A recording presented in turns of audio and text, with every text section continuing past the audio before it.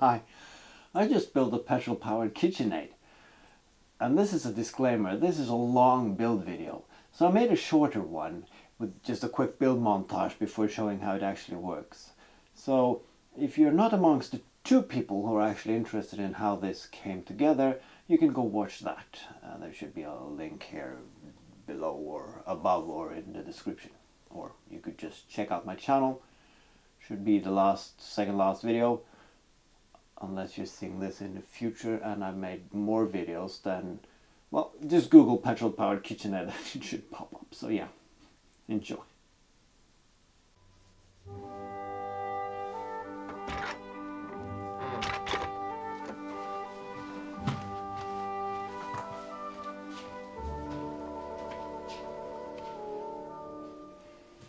Honey?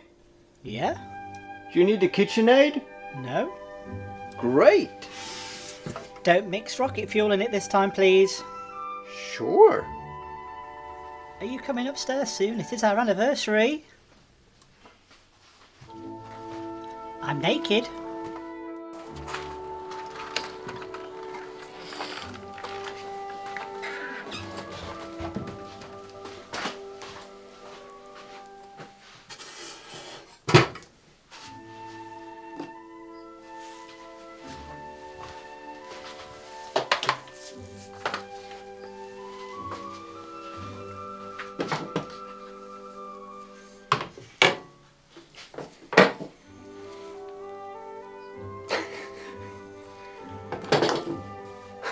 Okay, so the design brief is relatively easy. I mean, fit this engine to the KitchenAid and have a petrol powered version. So yeah. Now before I start demolishing the KitchenAid, I'll start taking apart the weed whacker. Just to get a feel of what do I have to work with and yeah. What parts do I need to fabricate? So yeah. Let's start taking it apart.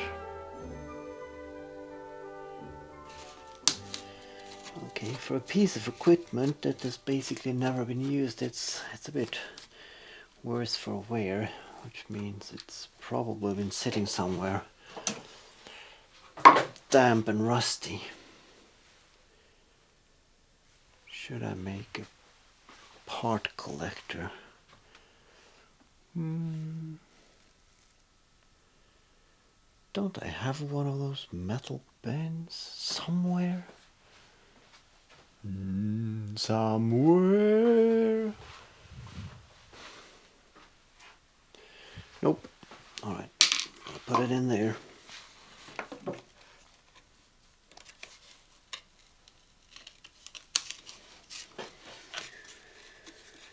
And of course there's a specialty bolt down there.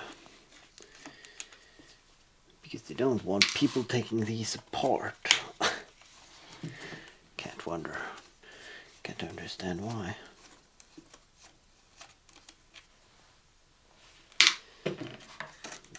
Because to be fair, this one is not coming up back together again. Ever. Well, we don't know that, of course, but that is probably the pivoting point for the switch, isn't it? Alright, so, ooh, look at that! Came right off. Nice.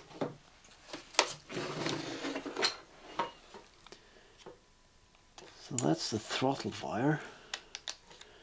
Now the lock, that's very easy, and then there's two wires there, and this is an on and off switch. I mean, that is all the controls that is in here. Nice. And there's a screw on the other side. Let's take that off as well.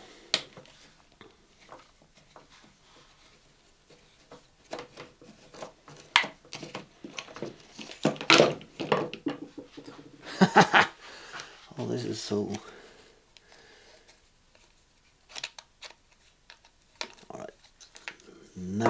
is that. Probably never this one as well. This one is relatively easy to operate. And then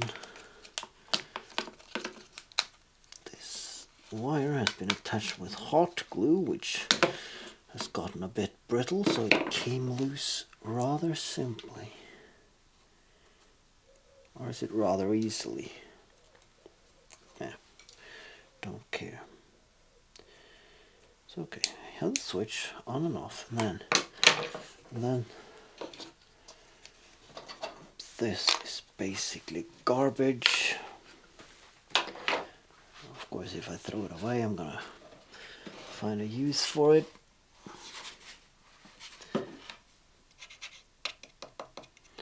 This is a plastic cover. Does it connect with that one? Yes, it does. Question is this what keeps the axle in place?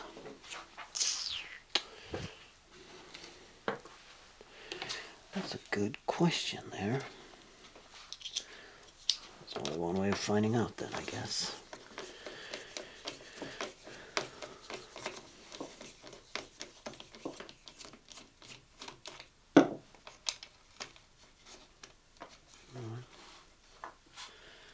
That's one. A square nut and Loctite. Okay, that's just a regular boring one. That being said, the screws on this one has come off very cooperatively. Is that even a word? Alright, so that means there is now these four.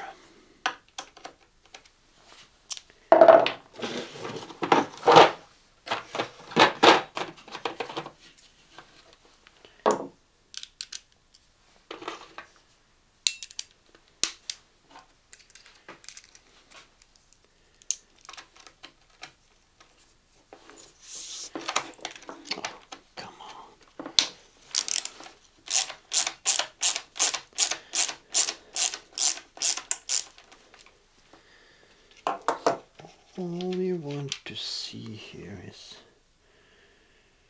well, these are just the crappiest of bolts, which means they are most likely just to grab the plastic cover, and this is plastic as well, so I'm questioning how much structural integrity that provides to this setup.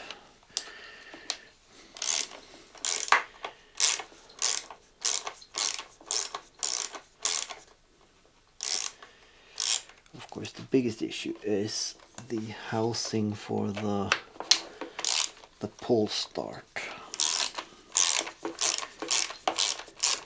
because there's usually a spring in there, and that spring has one desire in life, and that is to, well, jump at you and then disappear on your workshop floor.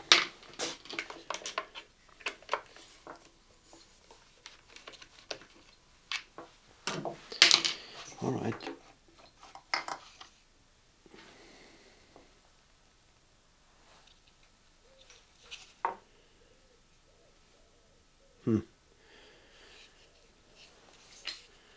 Why doesn't this come off? I could pry it loose, of course. This is just an axle housing.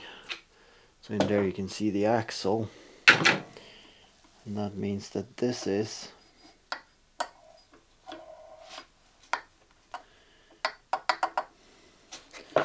well,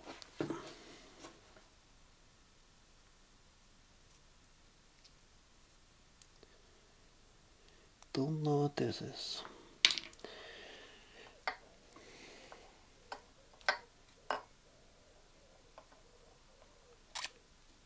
Yep, I think we has it here. This is actually a centrifugal clutch. This spin freely until we rev this up. Now that's good, except there is no screws indicating how to take it loose. There is one down there, of course, to take this cap off. And then there's probably a spring-loaded mechanism there. So, first of all, I'm not gonna ruin that. But that means that from here, I should have an axle part over there. Now the good thing is, I have the part, the one in here that fits in there. And I measured that axle, and it was 7mm.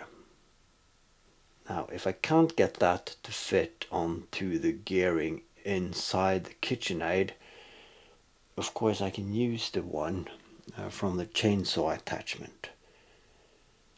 And if I can't make that fit inside, I can have it outside, and I've actually ordered some belt and pulleys that fit the axles. So yeah, this is now actually a decent engine. Yep.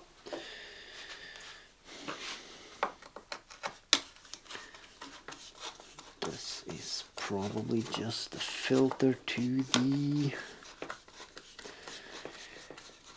what's it called? Carburetor, air inlet, air filter assembly.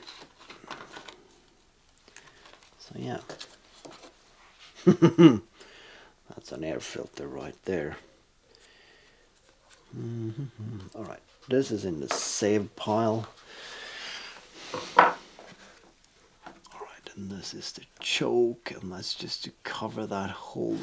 That's the simplest choke I've ever seen right there. Oh, this is so simple. But yeah, there is a screw there, and a screw there, and a screw there. That takes that plastic cover off, but I can't get that off without removing that clutch. So maybe, just maybe, we'll have to leave that in place. Then again,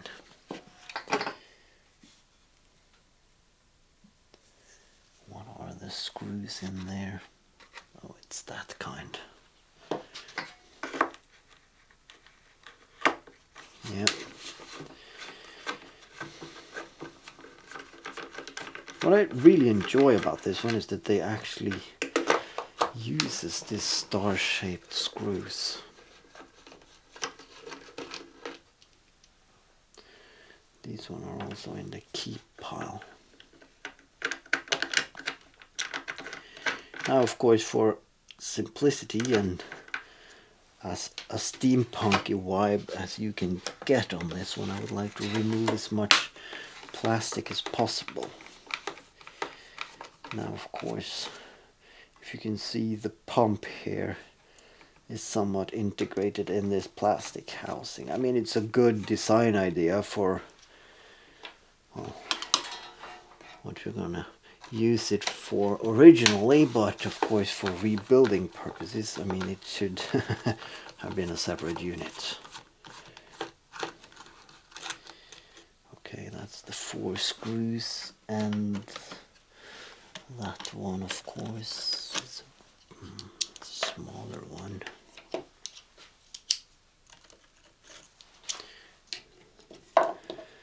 This is actually my favorite go-to screwdriver for bets. It's actually an IKEA screwdriver. So it's probably the cheapest one you can get, but there is something about the shape, and it doesn't have a bulge here for some reason, so you can get it into the tight places.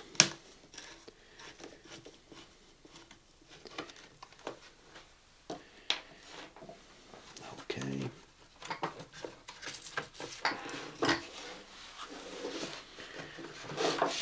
Okay, let's just remove this subframe right away, because that petrol tank will be removed.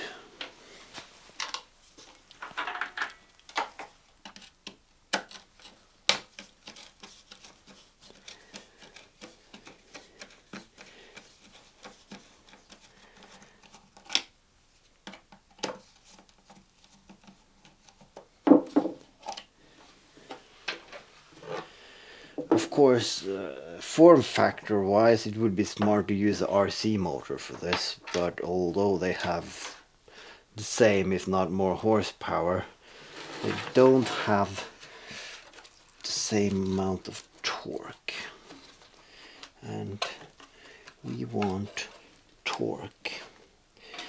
Okay, so now this one is connected to that hose. Is that removable? Is that? Yes, it looks like it. This one is removable. That's nice. But we need to remove the petrol tank. But what is actually...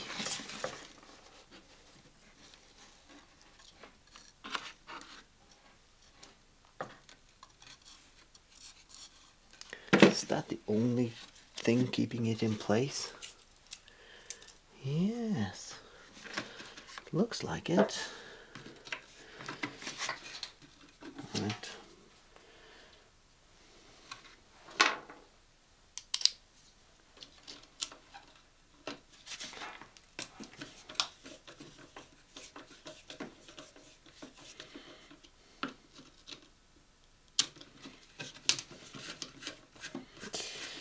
Alright, is that enough to pry it loose?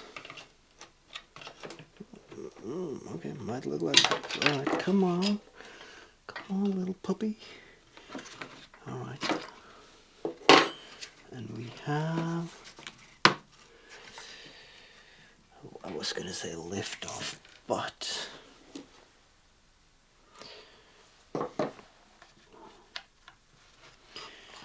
Thing is, do I need this tank? Most likely not. There's probably... Oh. There was some sort of filter down there, wasn't it? Yep. That is nice. We have a tight fuel tank, which is nice.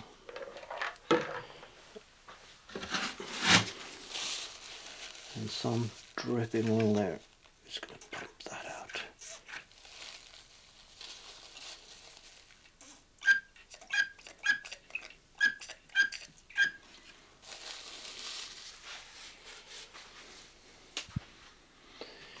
That means that this one trash.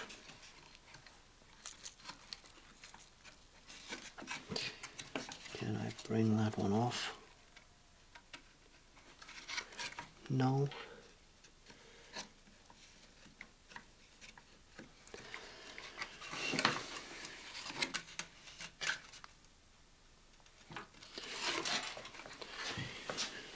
Alright, question. Will I use this plastic again? Most likely not. But then again, if I break it, it's gonna... Alright.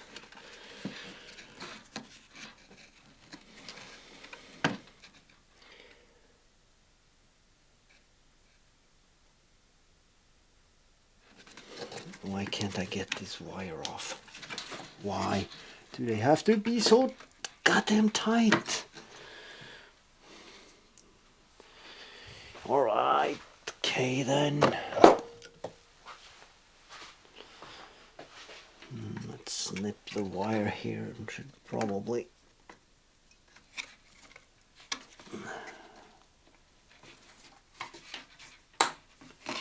Yeah.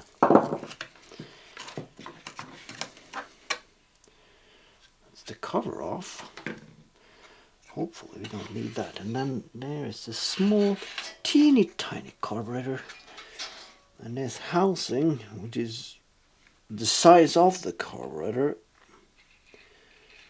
is just for the choke and the air filter. Now, to be honest, we're not going to use this in very... dusty and wood-like surroundings. So do we actually need that? And here,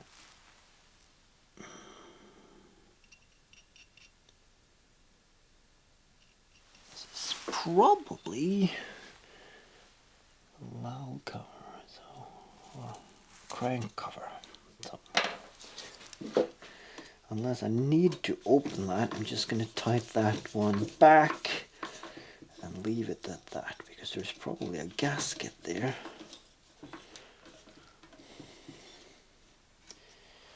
And then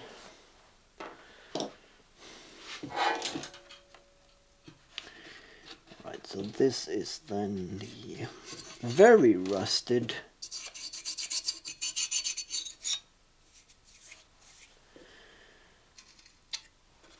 spark plug. Now how can I get this off? That's the wire that goes in there. That's the wire for the...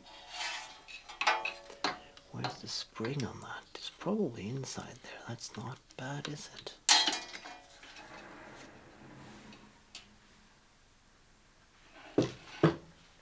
Who's that?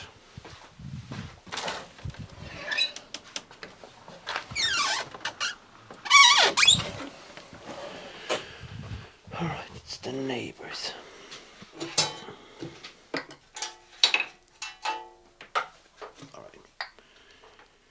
Now the trick is there should be a service manual to this one, but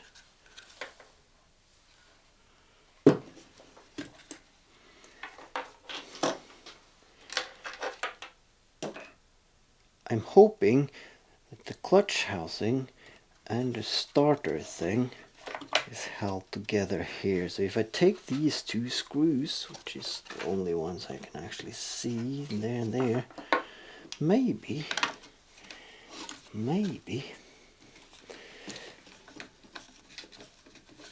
we have one engine.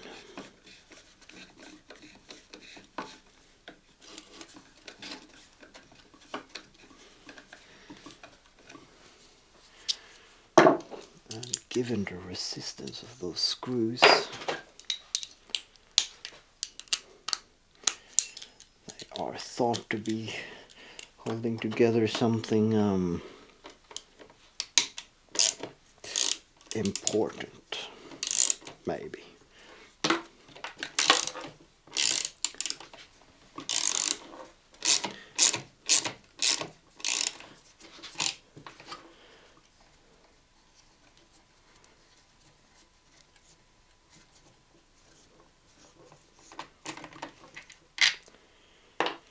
Now the thing is, of course, we are just going to ending this evening with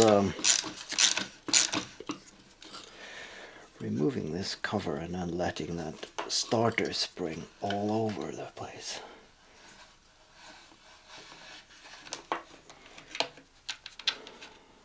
I have a weird feeling.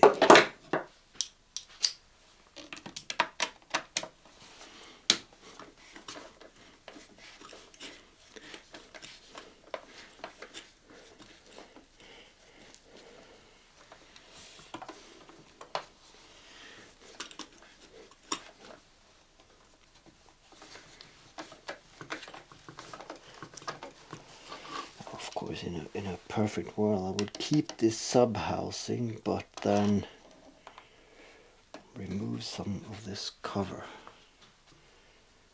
But then again, that might be a very dumb decision indeed.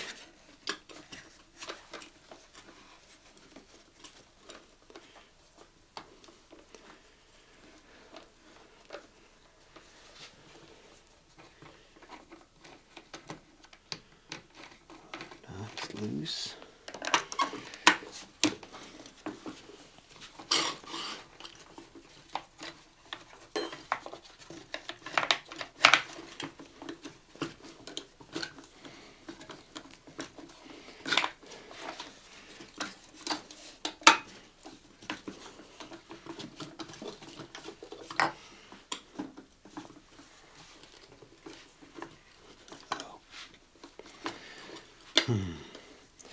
That's not a good sign when a screw actually, it loosens up and then you turn it a couple of revolutions and then it gets tighter again. That's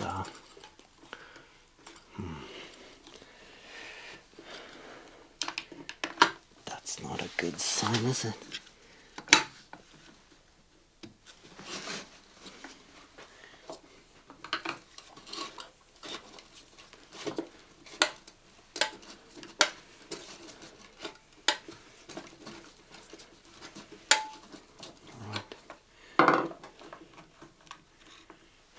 There it is.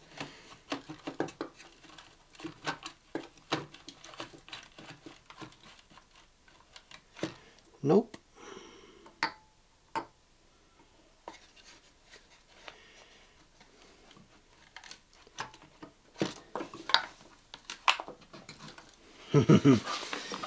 Okay, so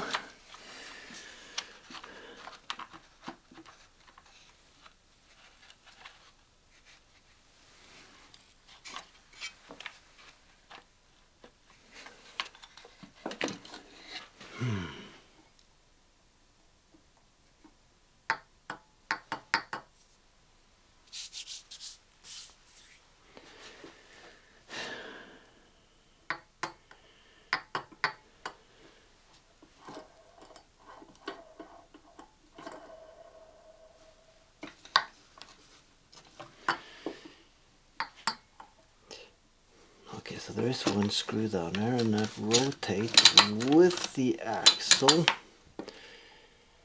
And that means that even if I get a screw down there, I will never get that up unless there is some way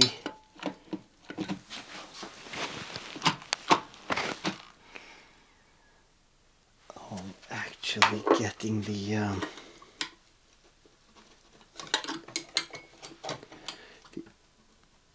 axle to hold. All right.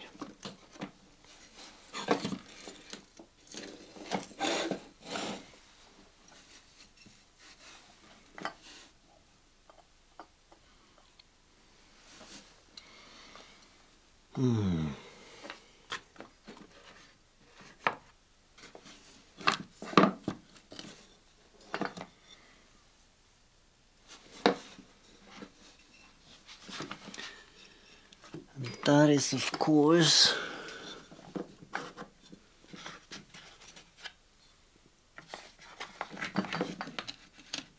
right. There are some holes at the back where I can actually do that, but that means that I need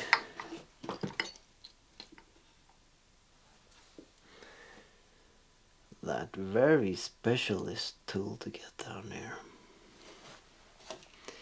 Now, even if I got it down there, I don't think I could get it up again.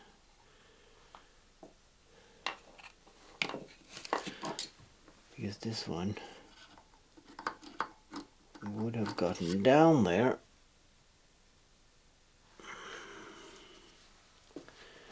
Alright, that's actually how far I got tonight.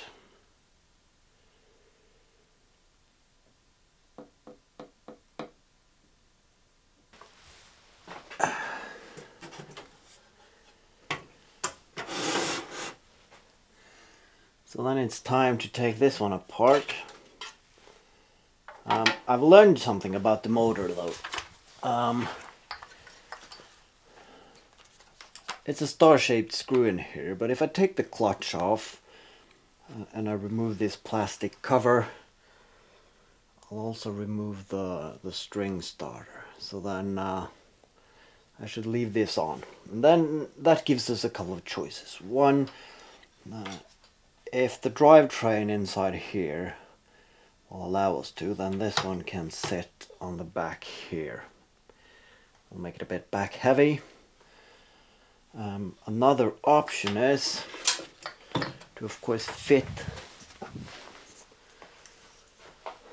this angled drive here, have that sit straight above there, and then come out of here. And then, of course, I have to cut this axle short and then by magic mount the engine here, have the extension here, and then of course those two shafts will be in parallel, and I just need a pulley system. Now aesthetically that might look cool, it might look like a supercharger on a car, but if it works, that's a completely different question. But we have a working engine, and I have completely disassembled it to the point where it's still usable. So what I'm going to do now, I'm going to start opening up this one and see what we have to work with.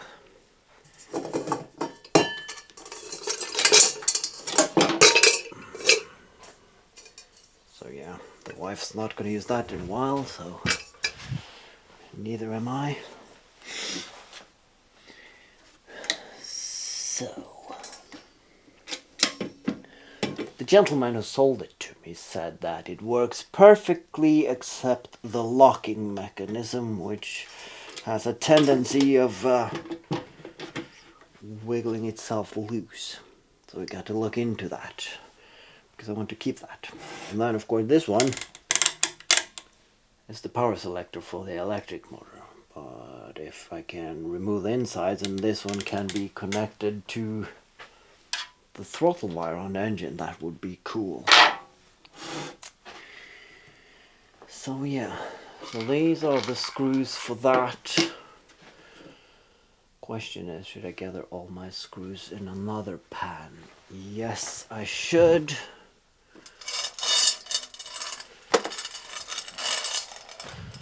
And that means I have to find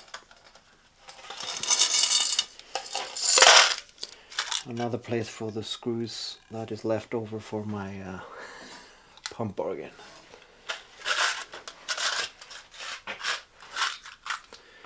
Alright.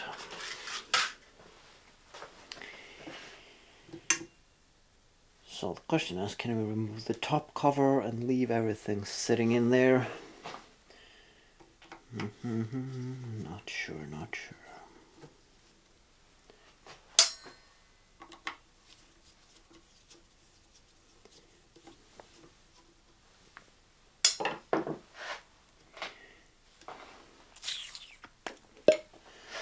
Okay, is that... Woohoo! Yep.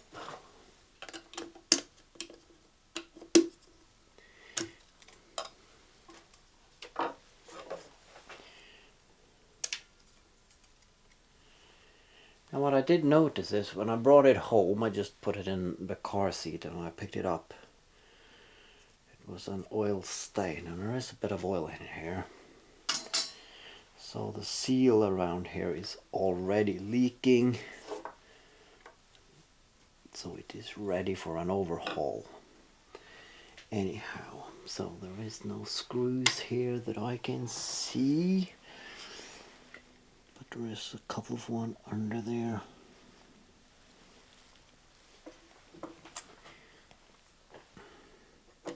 Of course I could spend some time on YouTube figuring out how you take them apart, but what's the fun in that?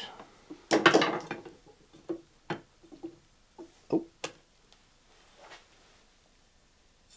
cool, one screw and it unhooks. And that's why I also chose the KitchenAid. Well, also because it looks like the head of an alien, but it's metal, so I can actually drill and fasten stuff to it.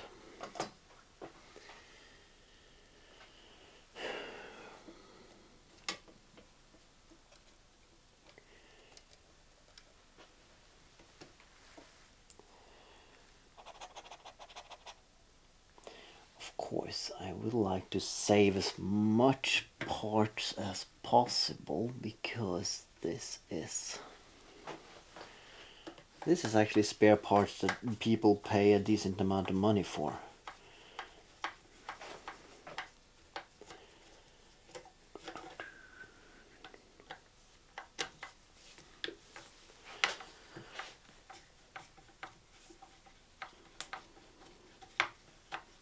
Okay, well, what are those?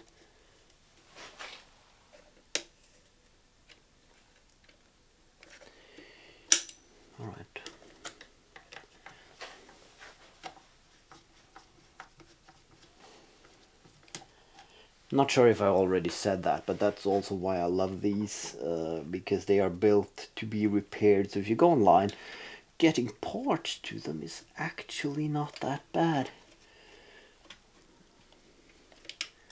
And that also means that they are put together in a way that allows you to take them apart. If you read the manual, that is. So here's the power cable, and there's this one.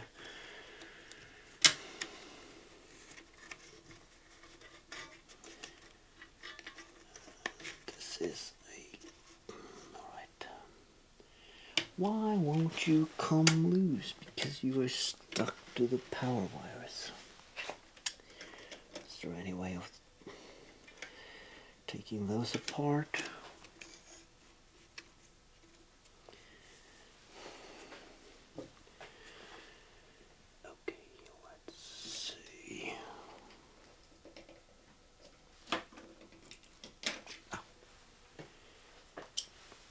Kind of wonder what's in here. It's just a 0.4.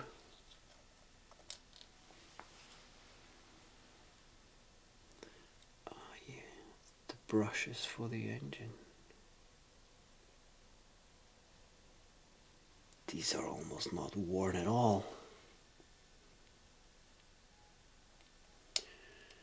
Now which way did I take them out? That being said, I'm not going to use those because the electric motor is going out, so yeah.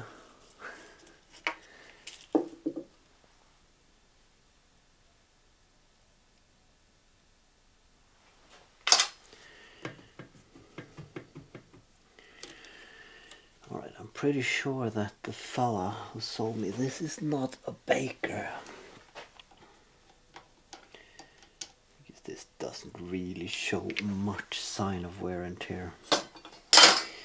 Alright, so that's all the screws that keeps that together, and then of course there is some screws down there as well.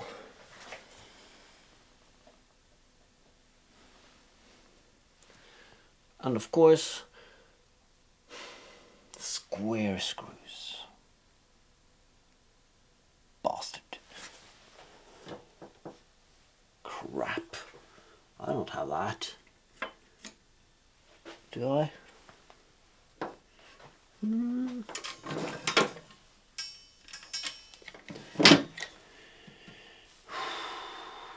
It's gonna change those for Torx, that's for sure.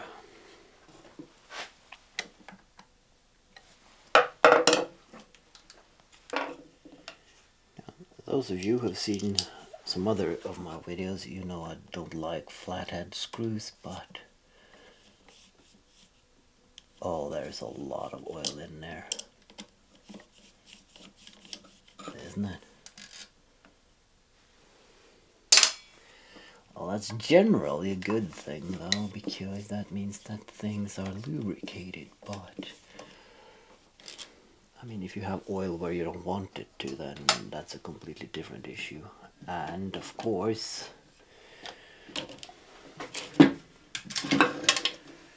having electronics in there as well is not the best combination.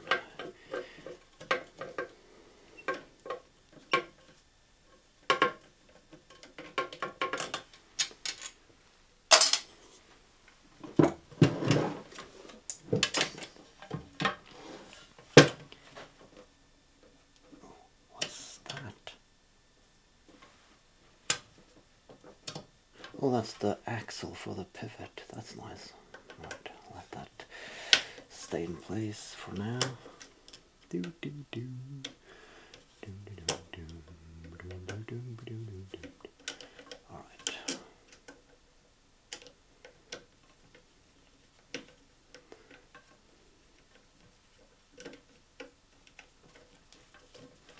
Come on, there you are.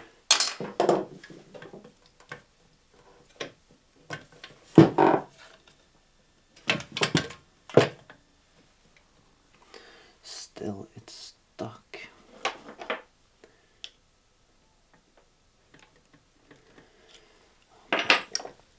does that mean? That means that there is probably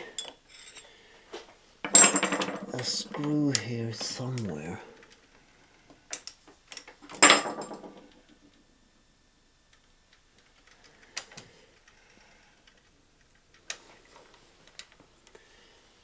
Then that is the seating for that, and that one rotates in there.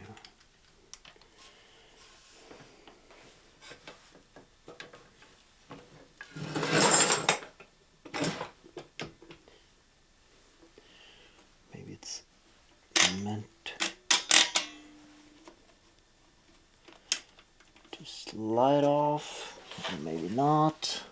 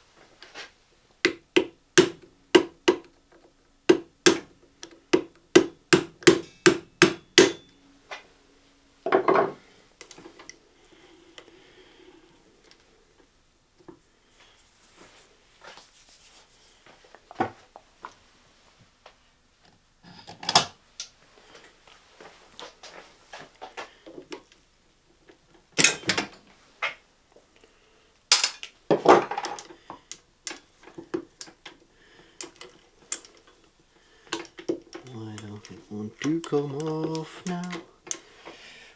Alright. Come on, baby. Oh, there it is, there it is. Alright. Perfectly nice gear. No wear and tear on the gliding surfaces, that's nice. And then there are all these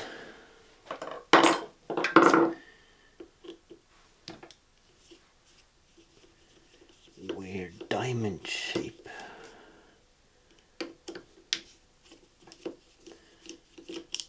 bolts, and then of course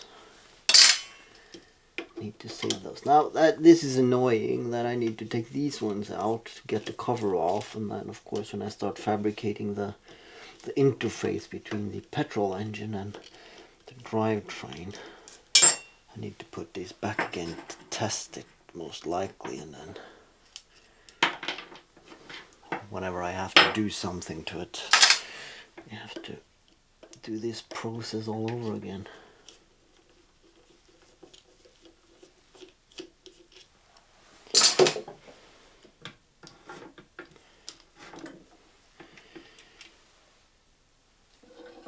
Now that's all the screws.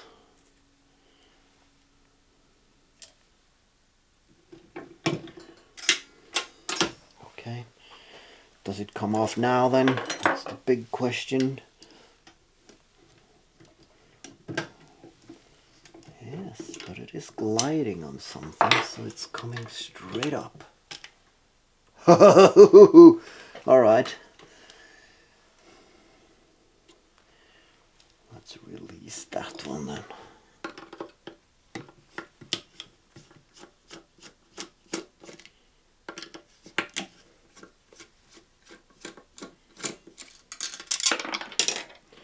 Alright. Uh-oh, I lost a screw. But yeah.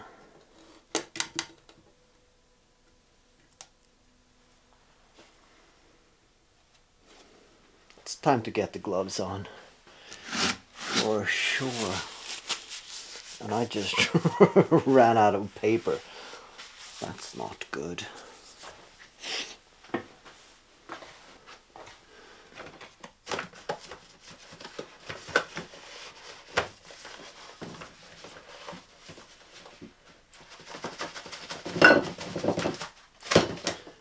Come on. Let's use the cheap gloves for this. This is going to be a messy job. question is, do I have anything to put all that lard in? I should just find a crappy plastic bag for that, but do I have that? No. Da da da da da da da.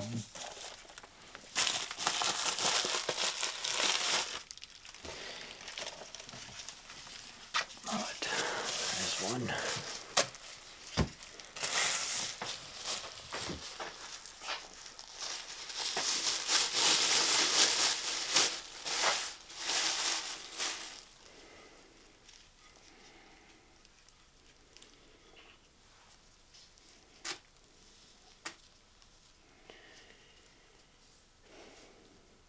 Not sure why it's leaking oil, because the seal looks good.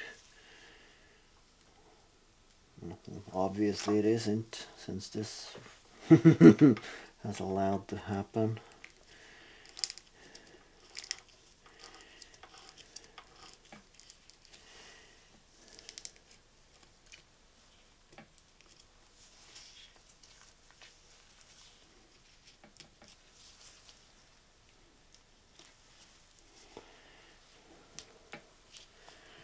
Alright, let's try not to get grease where you don't want grease. Grease lightning. Alright, so what I've seen and figured just by looking at parts you can get. Of course, you can get these gears here. This is the plastic one. This is the one that usually breaks if you overload the machine, so it's made to fail. And you can swap that out, and if you're not comfortable with doing that, you can buy this entire gear housing for around $20–30, and that is, I think, is the KitchenAid brand. You can probably get them cheaper somewhere else. So yeah, and there's a flap here to just distribute the grease.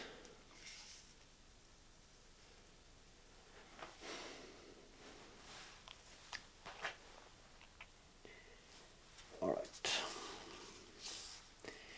That means that everything here works, and we want this to spin, and then there's the axle who's actually driving this. Comes from the motor, and this beveled gear down here. Let's remove the gloves. I actually drive this one. Okay, which is held in place by that, obviously. And here's the drive shaft, the spin a bit, and there's the electric motor. Now I'm going to leave this for now. We're going to focus on this one because we're going to get the engine and the electronics out. Before we do that, second grease removal stunt.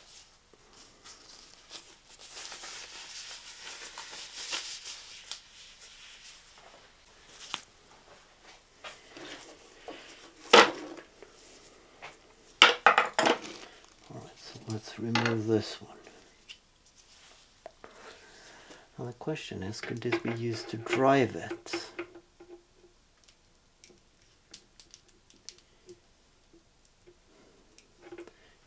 Have a different gearing altogether, so maybe not, but it would be cool to actually keep this to be able to mount some original KitchenAid accessories to it.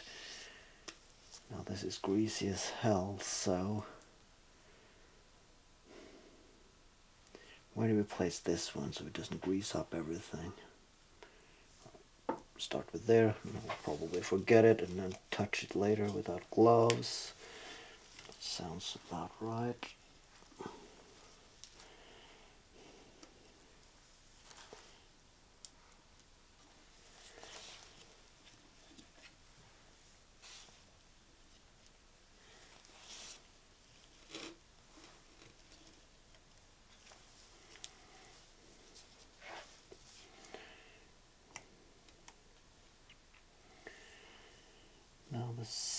seal surprisingly is in good nick. And it's more than good enough to keep the grease out, but I think over the years, this is a 10-year-old machine, and although it hasn't been used very much, obviously, the grease has probably been sweating out the finer oil, and sitting stationary, that has allowed it to basically form at the bottom and then leak out over time.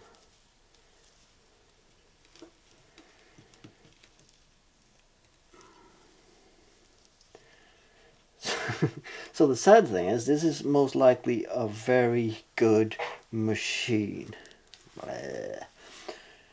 Which means that if I change the grease here and actually fix that loose screw, I could probably sell it for quite a bit more than what I bought it for, but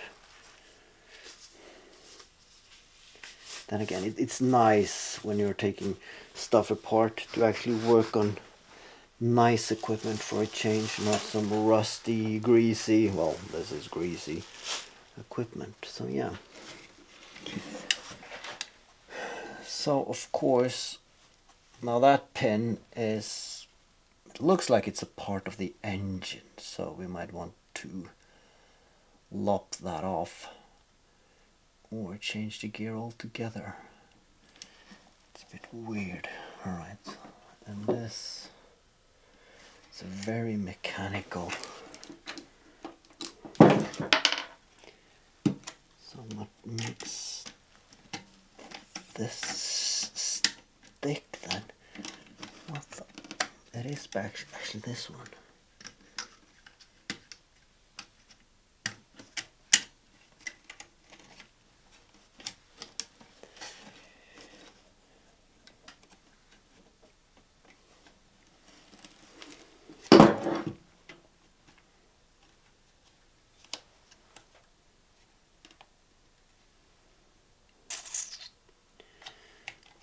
Maybe that, well,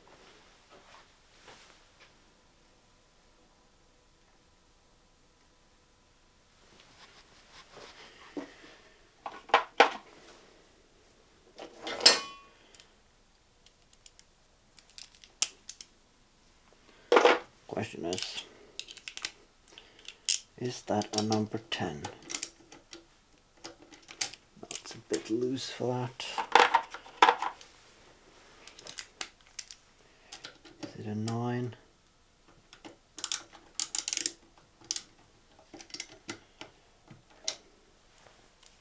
Shit.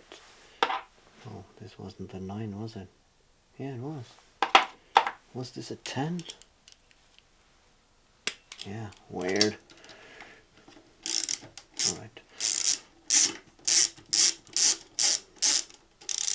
Well, luckily that didn't have any resistance at all.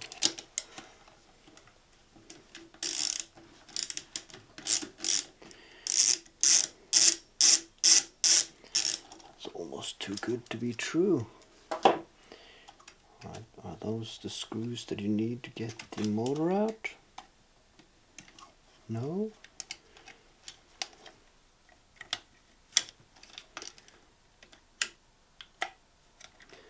Okay, so this one, come on.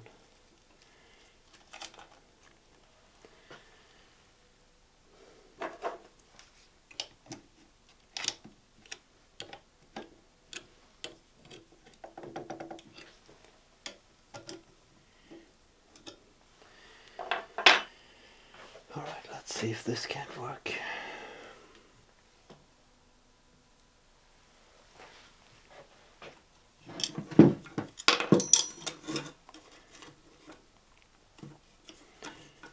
Okay, this one comes off from there. No.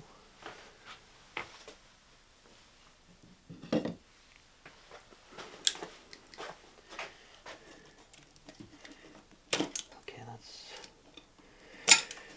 the power for the engine. And there's a bearing there, but there are no screws here. So hopefully those two nuts are the only nuts to keep this in place.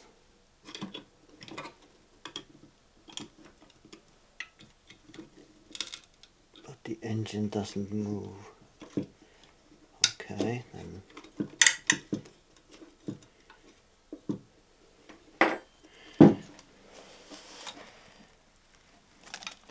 And then there's the fan for cooling the engine. There is nothing keeping this in place, is it?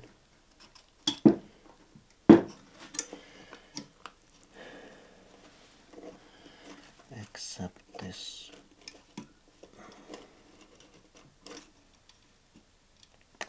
thing at the back.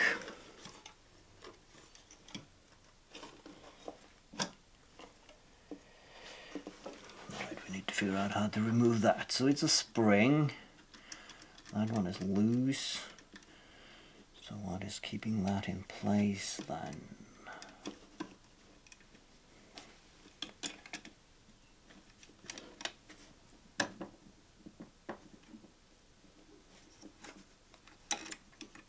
Probably.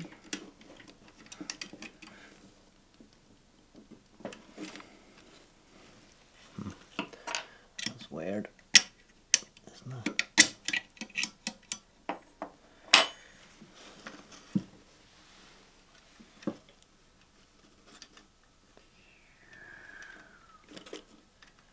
But it's stuck on the top. Is it shrunk in place? Or is it the whole engine assembly?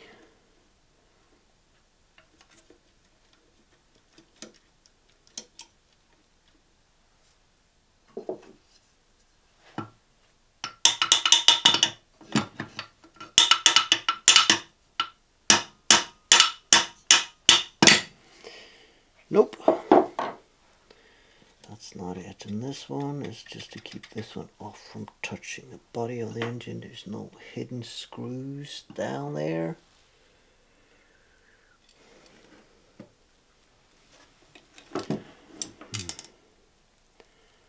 And I lost something in there, so there is no option to not remove it.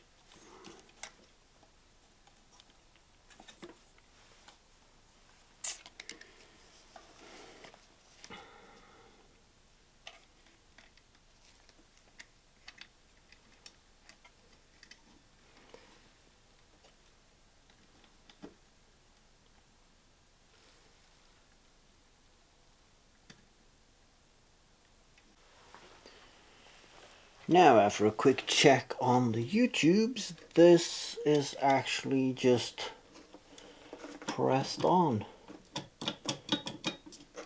So it says it should come off with some persuasion. Okay.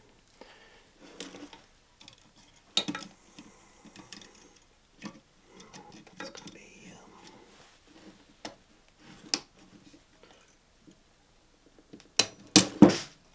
Whoop! Did I fling it into the bag with the grease? Yes, I did. Where did it go? No.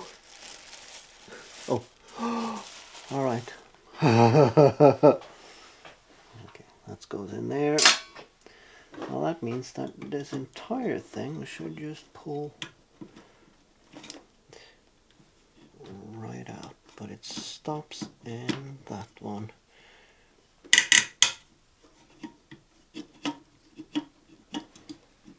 No, there is a pin there. Okay, let's remove that. Ooh,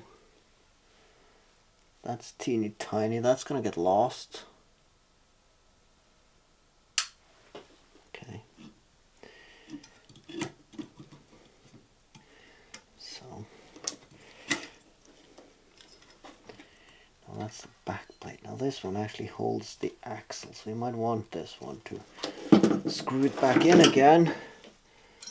And there's the spring for the whatever it's called.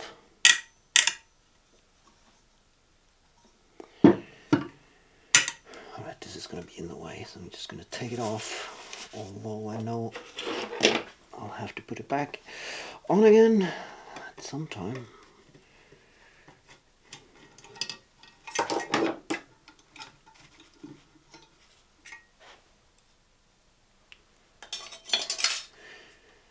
I really love this machine. It's almost like I want to get one to like completely restore it and then... Alright, and this one.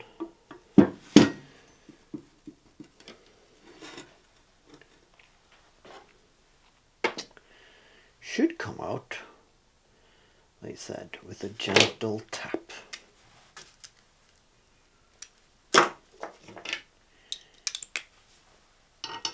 I've heard that before. Yep. Nice. Oh yeah, this is the one. This is the axle we want. It's going to drive the spindle of the machine or the mixer. And of course, you want to have this one because it has a bearing in the end as well. Which is going to keep this axle. So, what we want to do is we want to remove this. And we basically want an axle that replaces this part, which is connected to this one.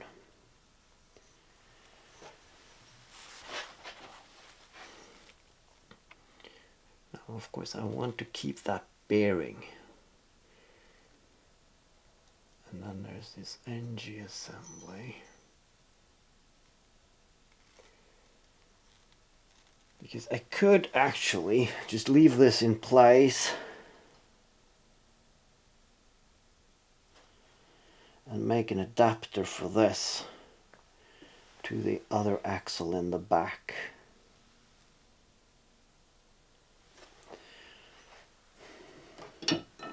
And this one will be here. Now, of course, that means that we could use this engine as a brake, or we could probably have a power outtake.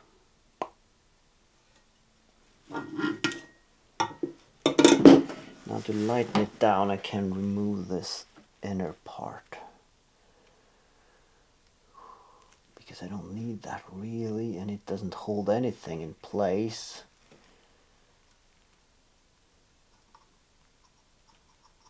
Except this one.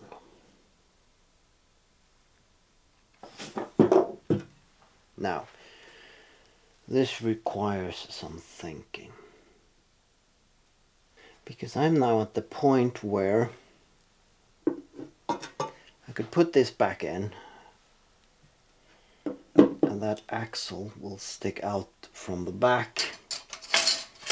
I just have to make an axle adapter and drill a hole in this one so I actually get a through axle here. And then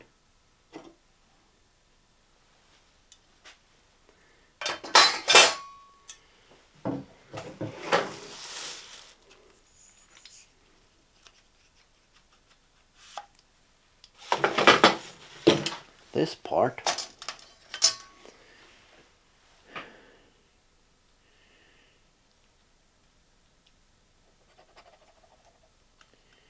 can be put on like this. Doesn't this look like it's meant to be? Because if I find the center hole here, and this one is on there,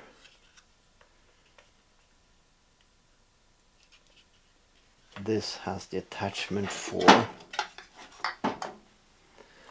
the motor. And here's the axle, and that will be offset, so the connecting thing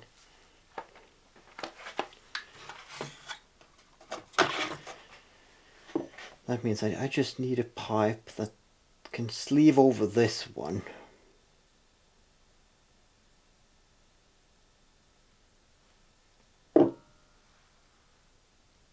then at the other end I can make an adapter to this, and that's just a square peg.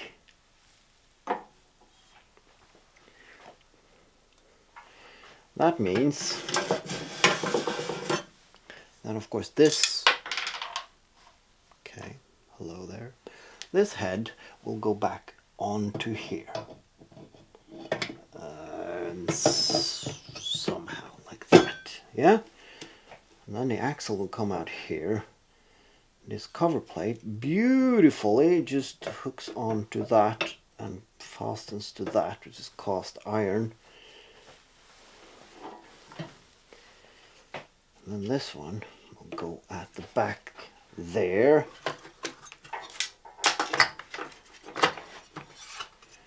And crap. Oops. Don't go anywhere, honey. All right. And then that one will sit like that.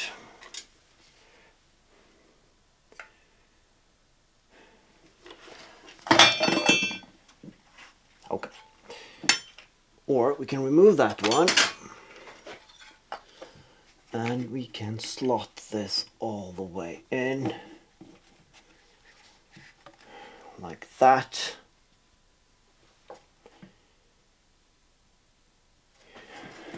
Because we really do not need this. This is just a plastic thingamabob.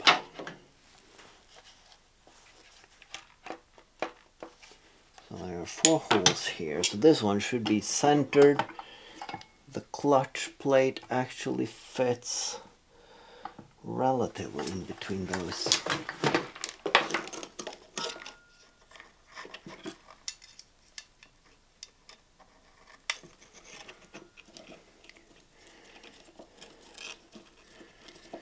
It's kind of cool that there is a transistor here, and instead of giving it a separate heatsink, they just screwed it to this because this is the world's largest heatsink. Alright, that one goes on here, and it slides in and it sits to those. Oh man, this is brilliantly hard. And that one slides over there. Alright, that means that the engine will be sitting out here.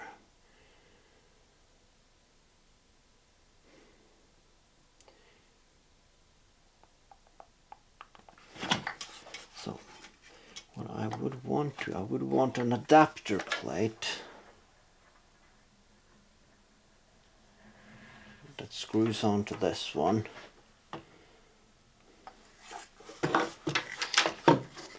And slide into there.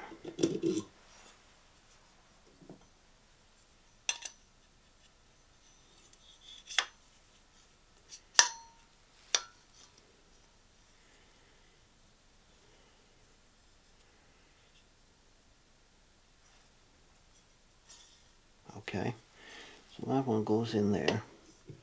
Nice.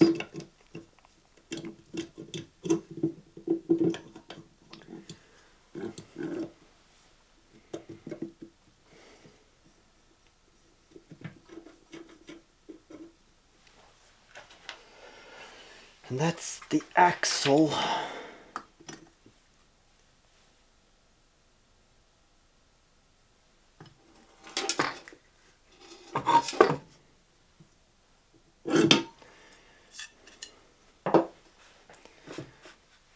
I don't even need an adapter, because this one will almost fit in there.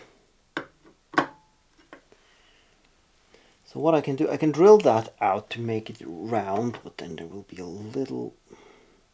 The best thing would actually just to take an angle grinder and just make this part of the axle square, and I just need 2 centimeters at the end. So then I have the axle, I have that one. It already has a hole drilled in it for that small pin, which I can actually use to then align with a hole here to keep everything in place. So then I know that this is going to be here, it's going to be mounted to the axle. The only mechanical thing I need to do is actually grind with an angle grinder. And then, of course, I want this one. I need an adapter plate to keep this fixed to this. How do I do that the best as I can?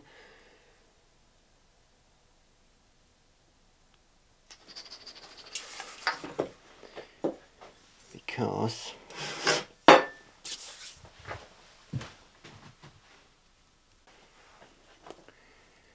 that means that if I mount this one,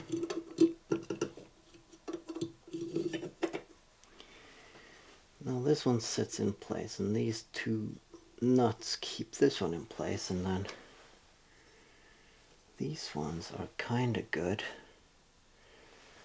So I need to make an adapter plate that fit on this one to compensate for the bending moment the weight of this will put on it. So of course I need an adapter plate that goes around the clutch and these holes,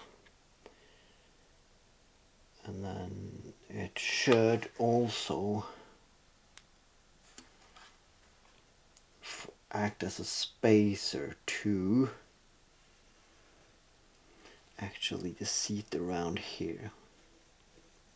Yes. And then of course from that spacer plate to that spacer plate, which is held on to, what is it held on to? Yes, I can use that, but then I need some special kind of bolts. Yeah. Cool. There's an adapter plate there and then an adapter plate here. And the way to keep those together, aluminum tubes and tension rods, because I've done that before. And that's gonna look awesome. And you're gonna see the spinning axle in there. So yeah, that's the plan. Just need to make an adapter plate that fits that, and an adapter plate that fits that, and then figure out how I'll connect those together.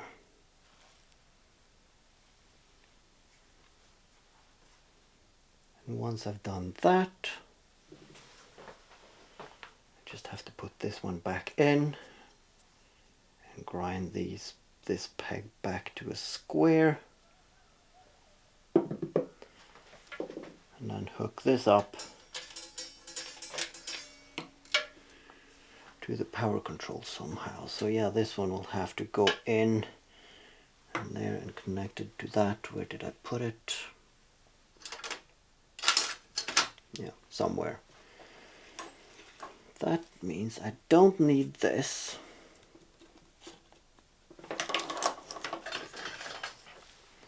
And I don't need this,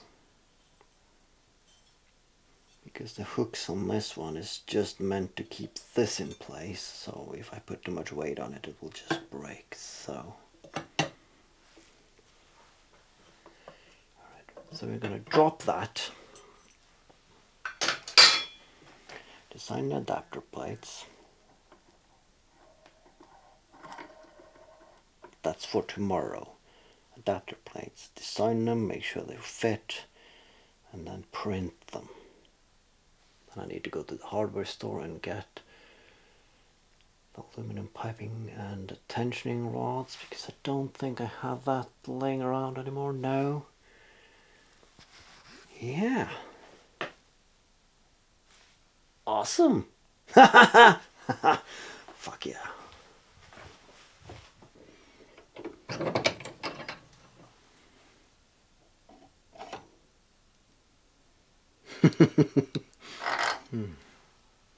Perfect. So yeah, ground down this one, so now we have the connection. So this one can just go back in there, and then we can measure whatever we need to do to make the adapter plate. And to not having to run back and forth from the office to the workshop, I'm gonna bring everything into the office and then I can measure as I CAD. So yeah, that's the plan. But first of all, coffee. Welcome, this is the voiceover guy. Long time no see. Since I started rambling throughout my videos, I haven't felt the need of adding voiceover, but here I'm just playing around with my computer, making some adapter pieces that I need to glue together to get the spacer distance that I need.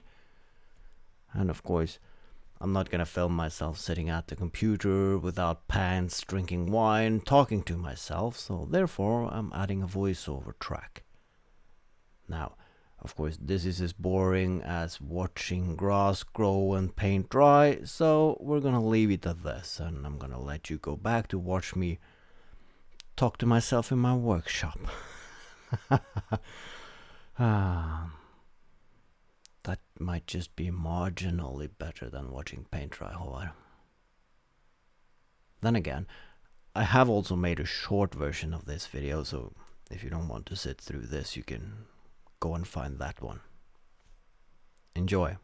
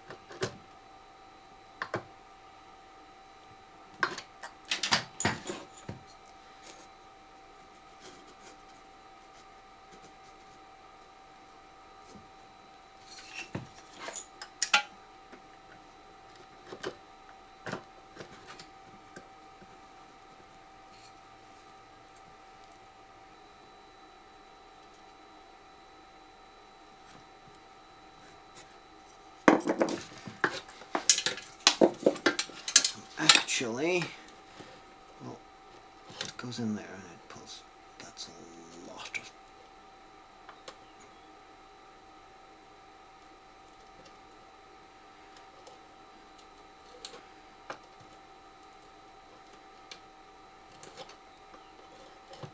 Oh, that's more than enough, isn't it? Yes. Not going to do anything with these. Just going to glue them together. Just have to verify that this one fits. Right, so there are 4 screws for that one, isn't it? Could that be these ones?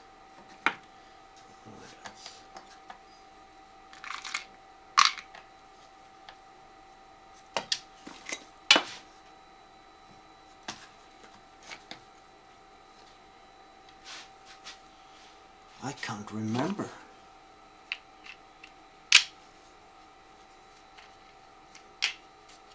I think it was them. Alright.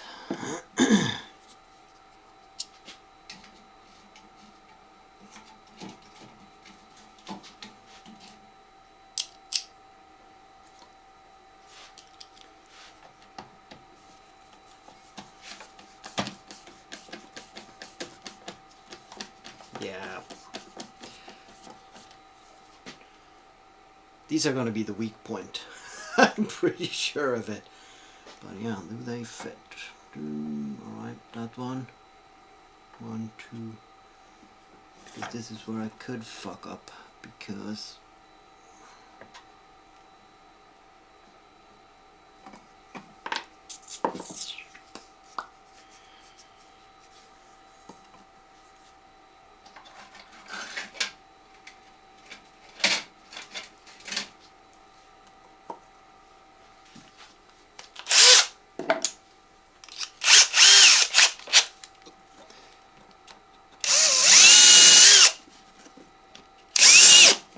oops.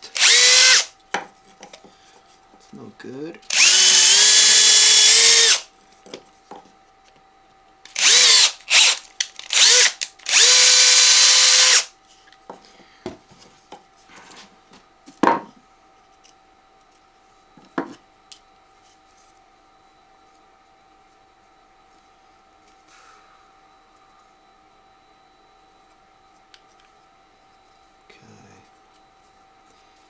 Really mind now, do I? That's one.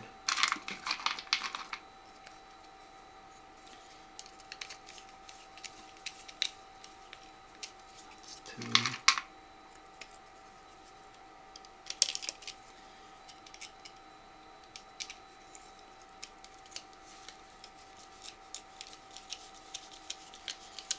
That's 3.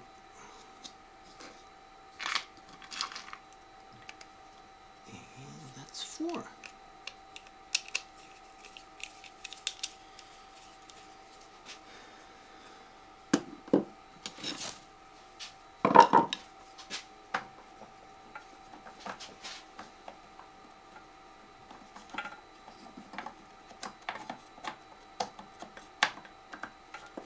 Nope. So it's going to be this way, isn't it? Yeah.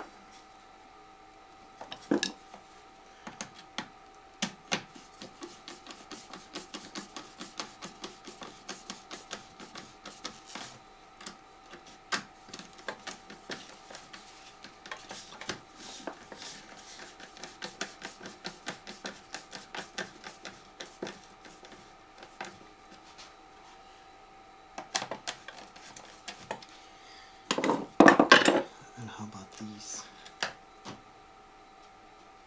Yes. Perfect. And then there's this one. Yes.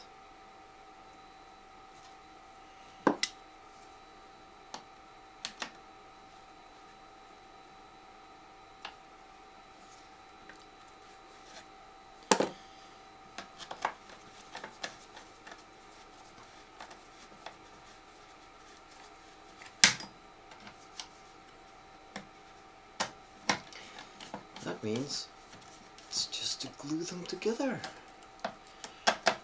Nice.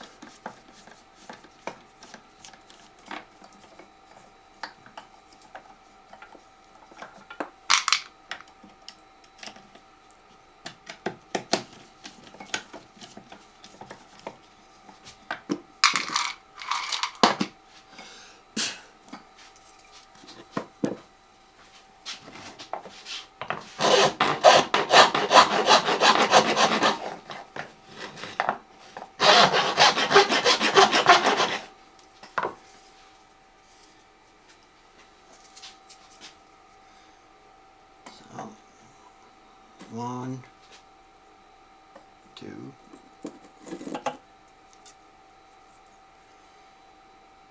3, 4,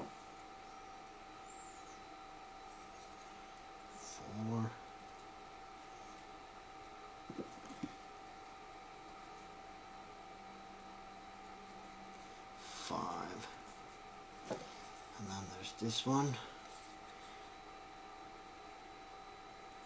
6, because that one doesn't protrude any parts. Now does it? Nope. Brilliantly. That one goes somewhere here. Nice. And then there's this one on top of there.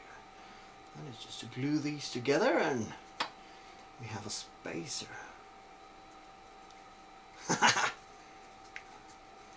It should hold a lot. Hopefully. Hopefully.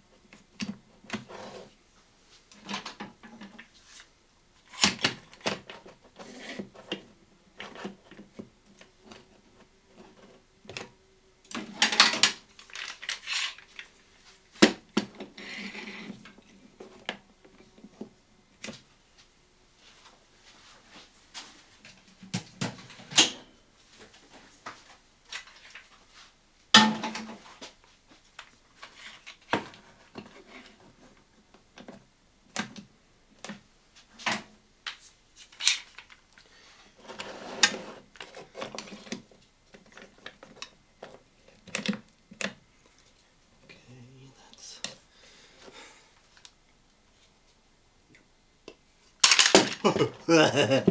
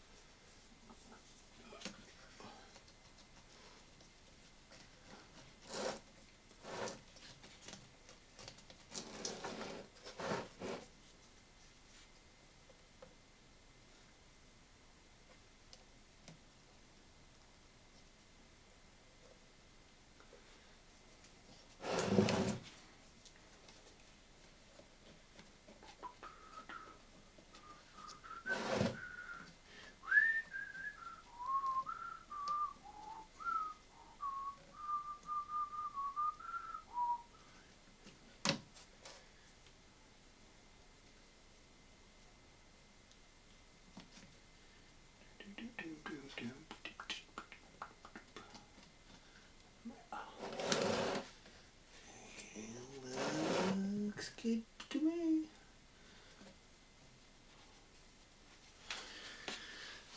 Right, let's put some more pressure on.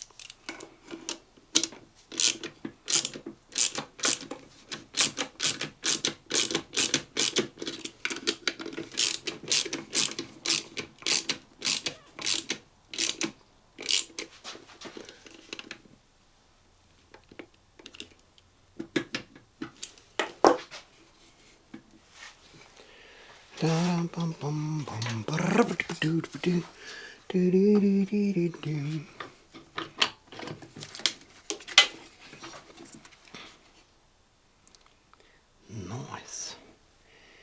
Nice.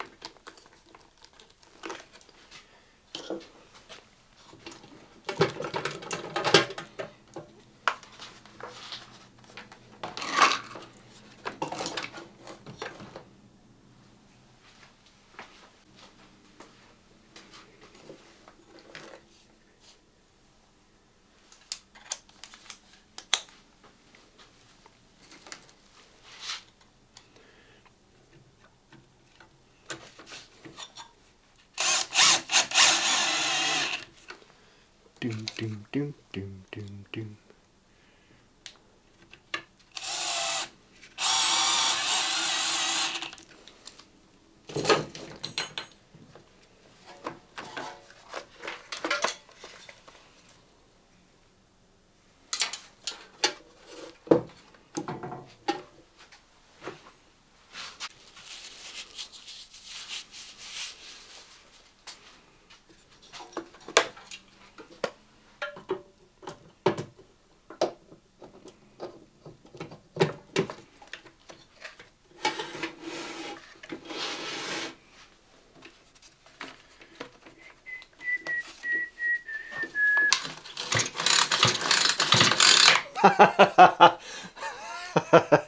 Ah, okay.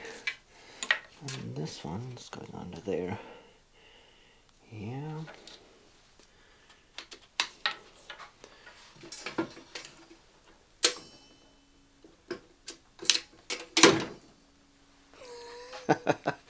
Ah, yeah, some minor electrical work, that's nice.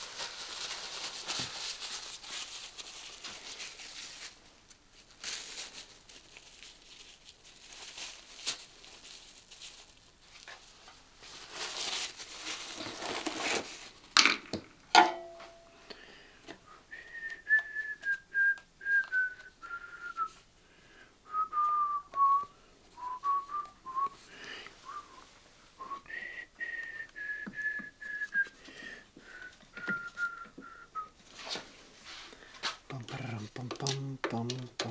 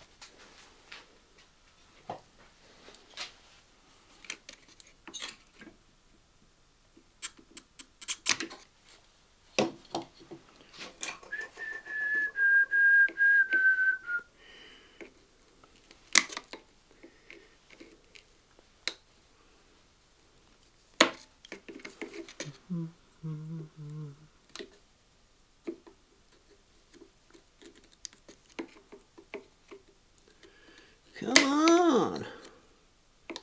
You. Oh, there it is.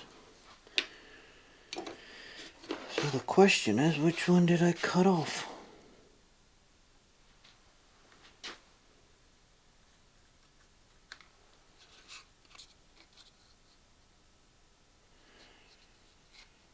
This one looks like the cleanest one. This is then the most likely the drain plug. Alright, why did I put that one in?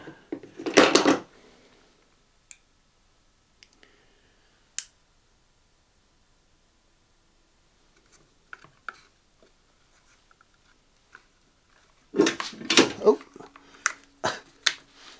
No.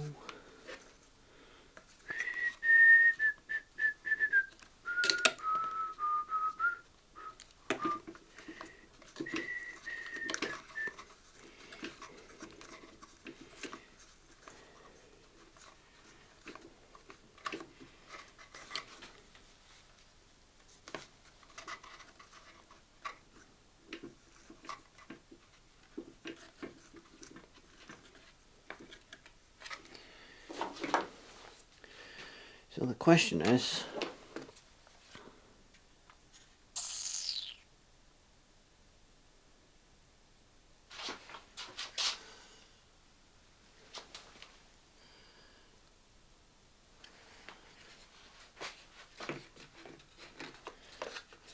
if we have this one going here.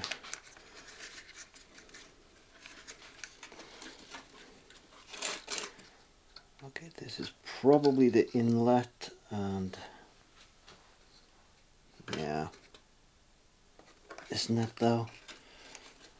Should be.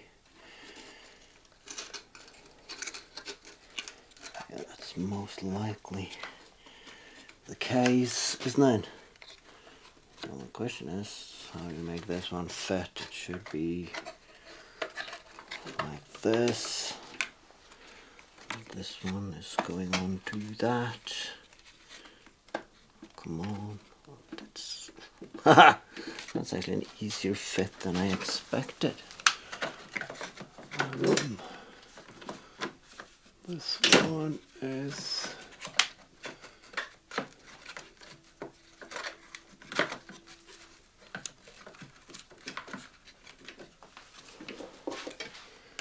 okay. Can we get that one in there then? That's the question, isn't it? Oh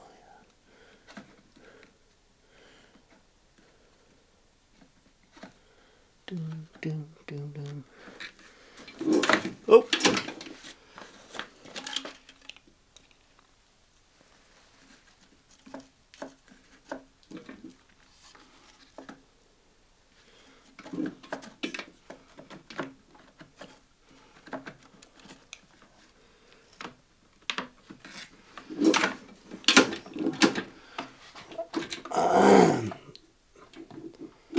Well, that lock needs addressing.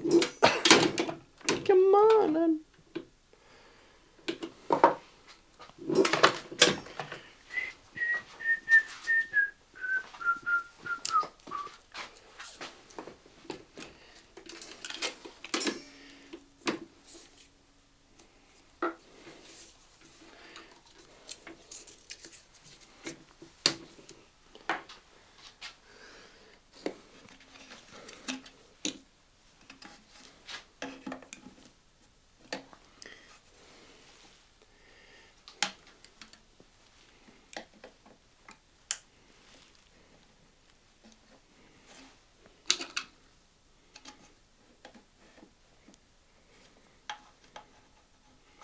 Come on, I want you to be snowman.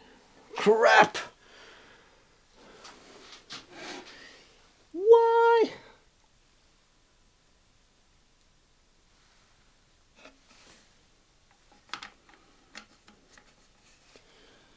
It's actually the other way around. This is actually the inlet, so the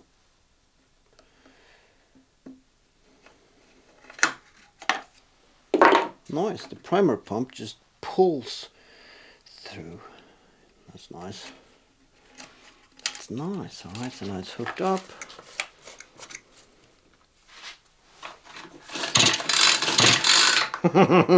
I like that compression sound.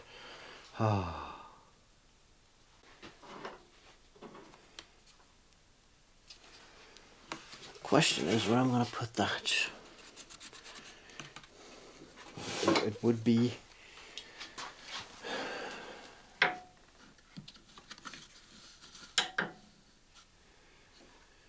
could actually make a bracket for it here. Yeah, couldn't I? I could make a bracket for that one. And there's actually a hole in there for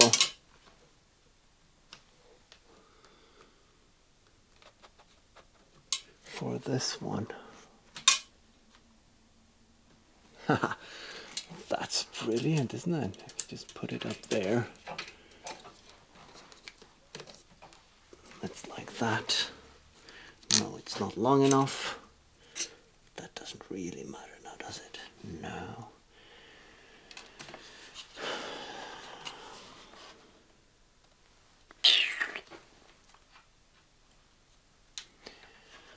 Now I can put this cable behind here by the carburetor, and the switch can be mounted on the back plate here. Yeah, I think I'm going to do that.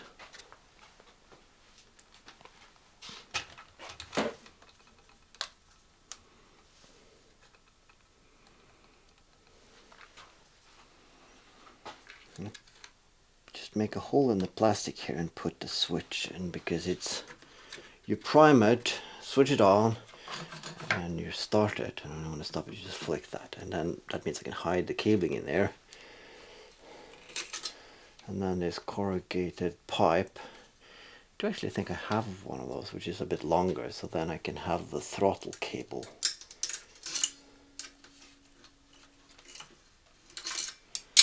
In wherever.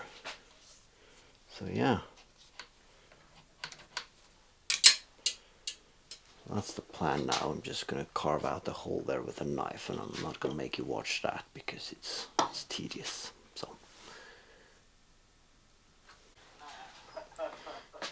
One of our old neighbours in the back where I grew up, they had one of those beautiful 1960s kitchens with the floral wallpaper, the bright, massive, great big orange and yellow, that floral that's now very, very much in vogue. Amazing. And fair play, they stuck to their guns and they hung onto that kitchen for about 40 years. I think the oven was the only thing that eventually died of death and was replacing. But oh, it was stunning, absolutely beautiful. That kitchen was great.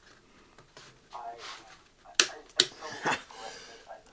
and then you go up there.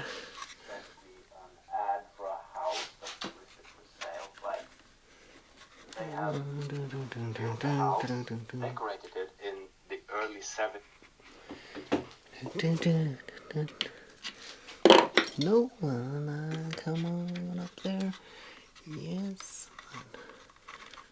Use some zip ties on those at some point. That's gonna be nice. Yes, isn't it? Yes, come on, go up there.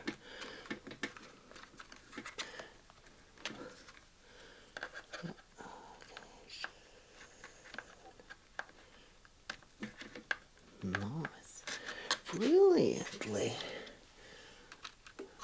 These get extremely hot, most likely, but it shouldn't be under there though. So yeah. Pump, turn on.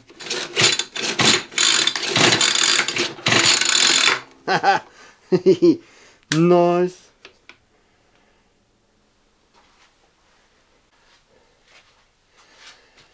So, what is left is, of course, need to fix that locking spring.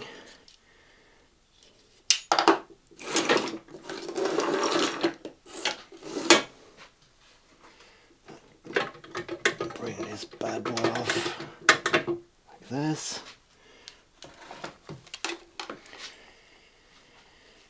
And then this one at some point will have to go under here, and this one, it got a bit of a nick in it, so yes, it should be. If this one can go under here, and then you can get a decent radius here. Alright. Where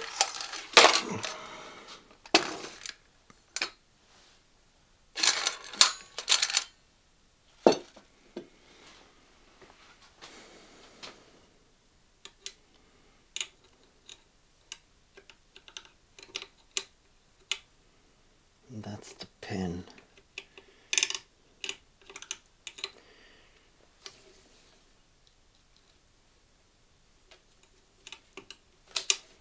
Oh, look at that. Alright, so if it's back there, we hook that in and make a retainer for that. How far will that go? Yeah, a decent amount actually.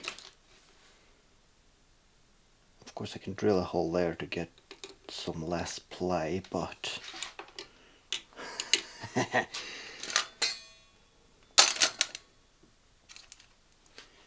guessing that's the screw for that. Did it have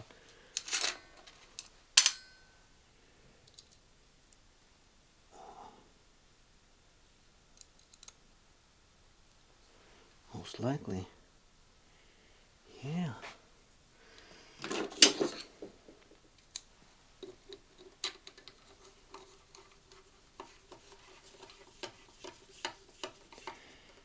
Alright, so that one. Alright, neutral, full power. Yes! Alright.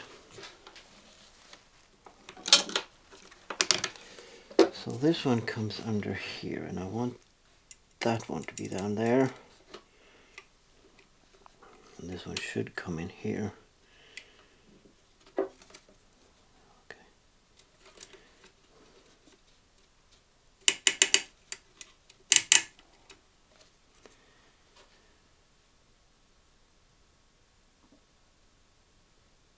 Alright, and there is plenty of room underneath, so I just need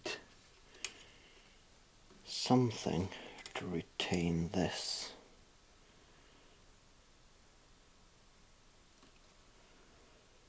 And this one is flush with the back, so if it should have been somewhere, it should have been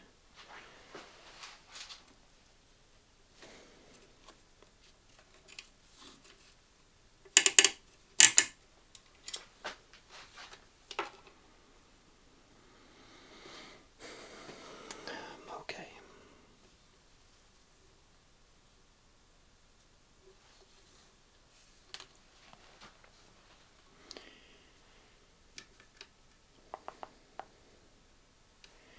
Could of course just drill a hole here and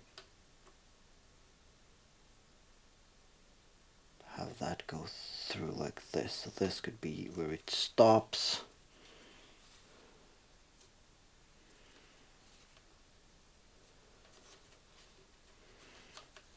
So it should come in there. I should put it back on just to examine how it's gonna look.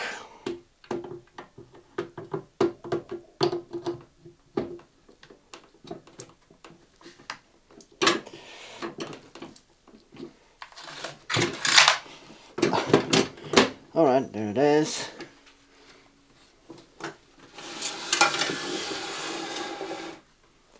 Now this one, it could come over there and it could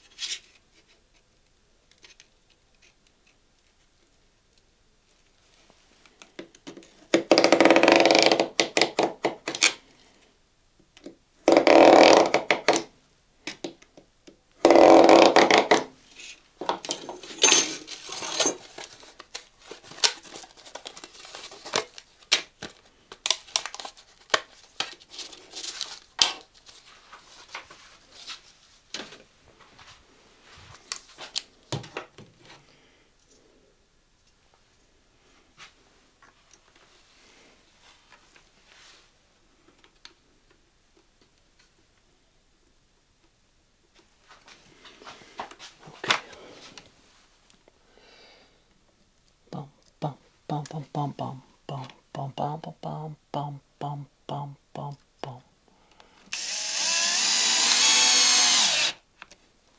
There's one. And do the same on the opposite side.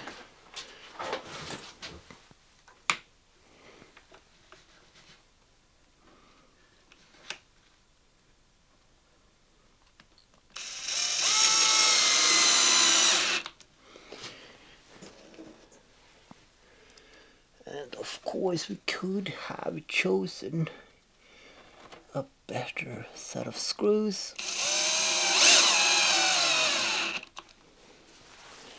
That we can do when we're gonna make it all pretty. So there's the one we want to do. Like that.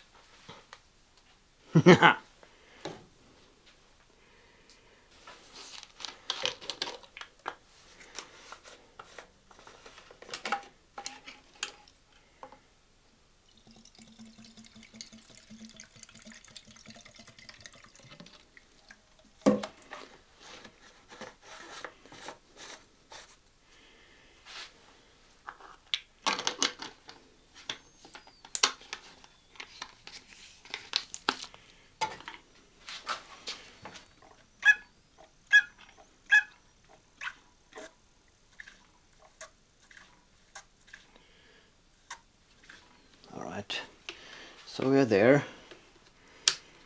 It's on.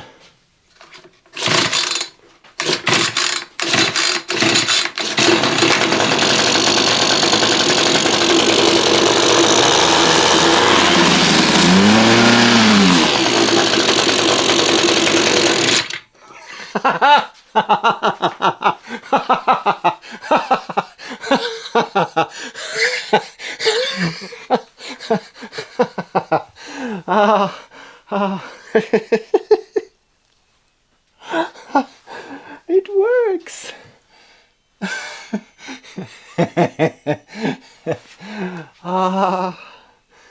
Brilliant. Awesome.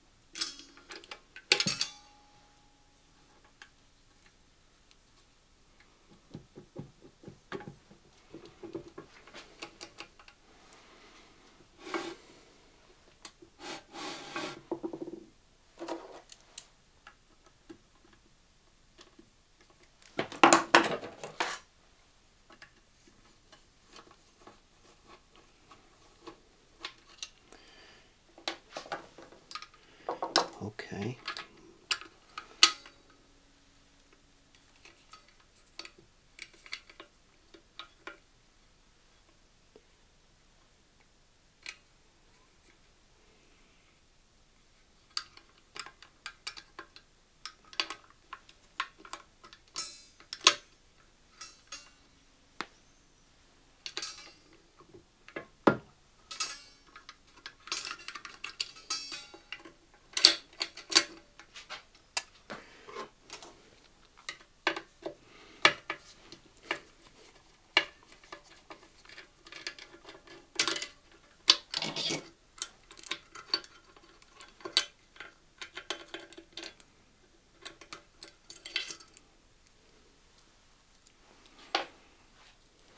Alright, let's grind a notch in this one, right?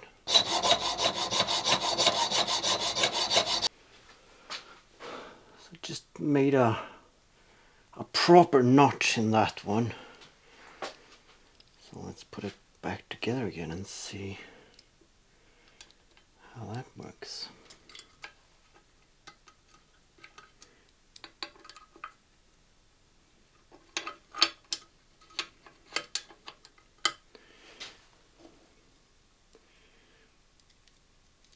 And that's the nice thing of not having to restore this to its former glory.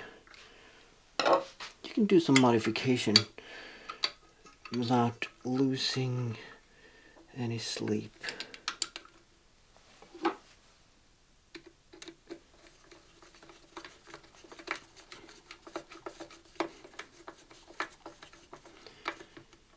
So now I can tilt it, goes into lock. Alright, so I can't break it open. I think we can call that a win. How about half a turn on that one? And it will still lock. Now that's proper.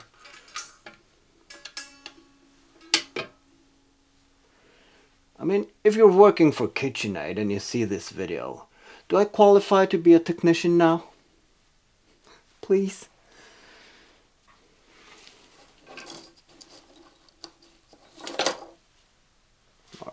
Please not, because what I'm going to do now is going to make anyone cringe. Now there is enough grease on this, I think.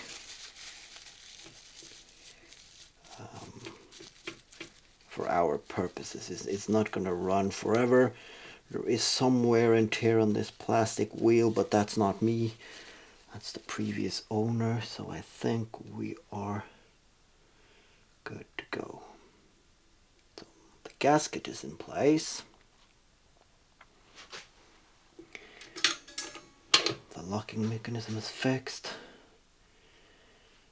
Why didn't you put on gloves before you started this?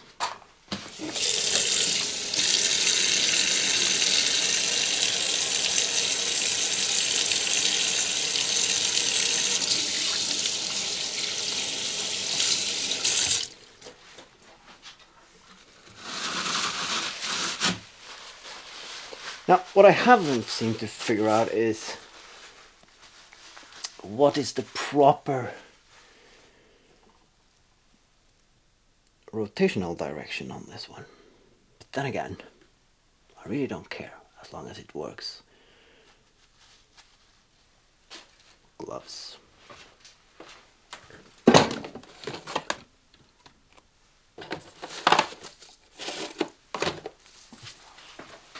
Okay, let's see.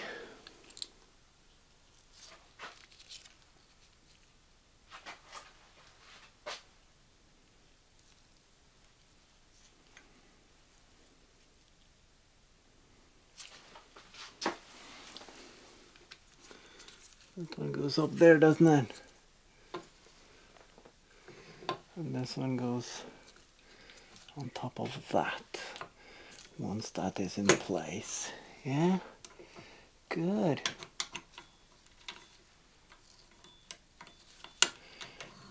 All right. That means we need almost 1, 2, 3, 4, 5, 6. Oh, there are differences. Ouch, that's not good. That's not good. And why does that one have a washer? Alright, so let's figure this one out. 1, 2, 3, 4. So that might be the main pins to connect that one. And then it's 1, 2, 3, 4. Isn't that? Don't I have more of these? No. All right. Let's mount this puppy. There it is. Beautiful.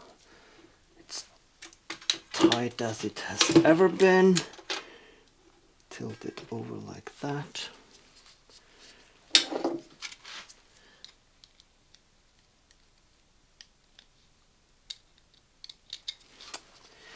Why doesn't that fit?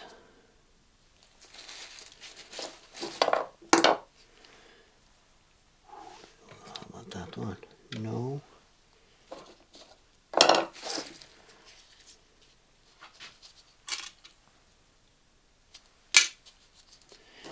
I had a screwdriver that actually fit. And I didn't put it away now, did I? Or did I?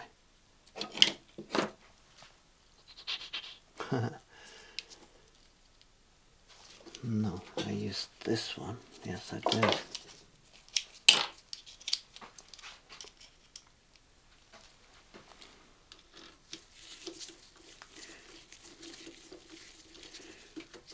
that's one. Oh, you already twisted that one, didn't you?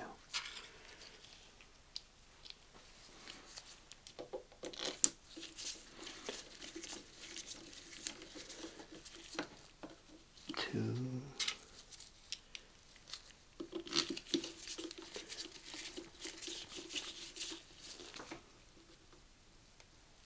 Three. Oh.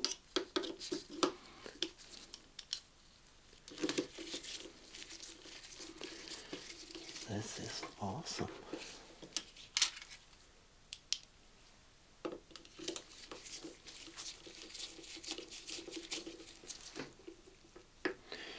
Alright, so now this is in place.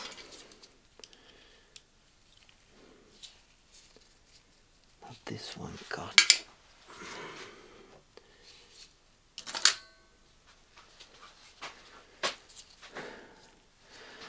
Does that mean that there is actually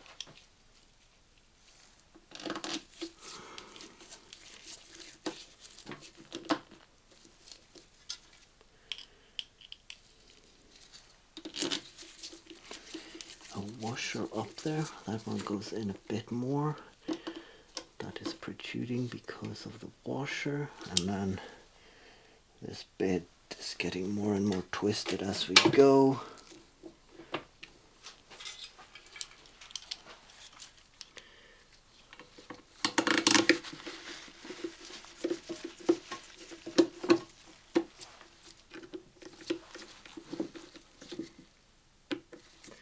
Come on.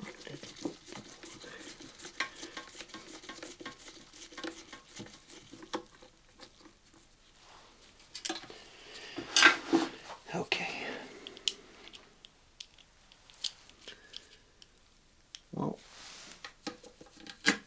the nice thing about these cheap bits is that they break before the screw, which is good here because I don't want to strip these without the proper tools.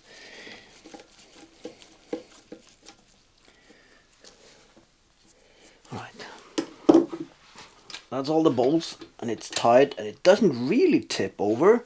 That's good. And then we have these ones. Now we don't need the brushes for the engine anymore, but it's nice putting the covers on, making it look all pretty again. And since these are plastic, just don't over tighten them.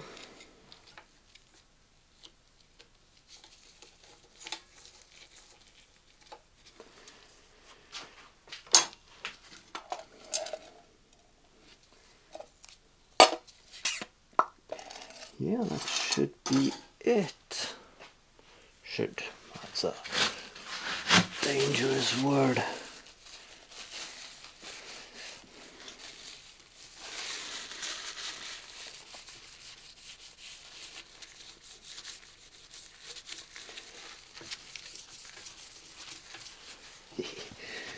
Okay.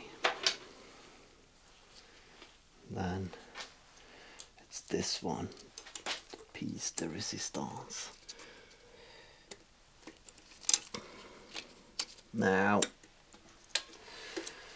this doesn't fit because of that plate, so we're gonna have to modify this.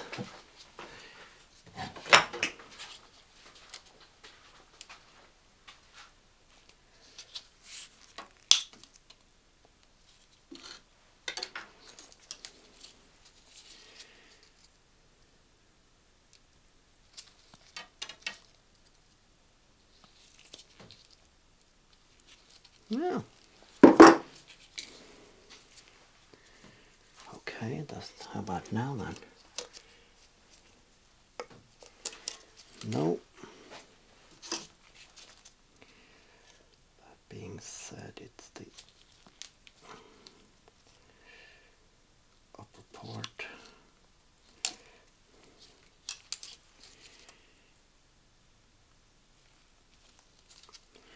Now, if I break this, I have to get a new one because this is actually it's like the trim on a car. It's the last piece that really makes it pop.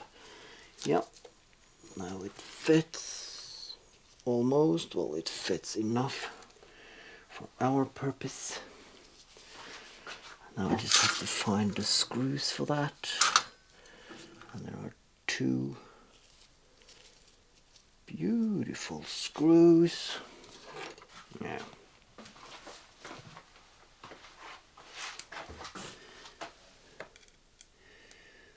And of course, getting to the holes is a challenge because there's not a petrol engine here usually.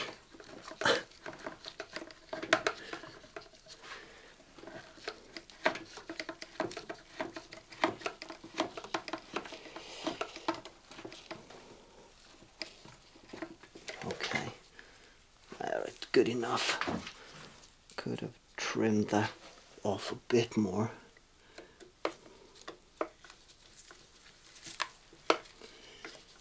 Am I gonna do that? I mean, this one as well, even though if this is tight, it's still a bit gappy. Alright, let's do it. Got nothing better to do this evening. So, let's make it as good as it can be. Da-da-da-da-da, I'm loving it. Alright, trim. It's just a millimeter, right? Isn't it? Yes, that's one. And this one.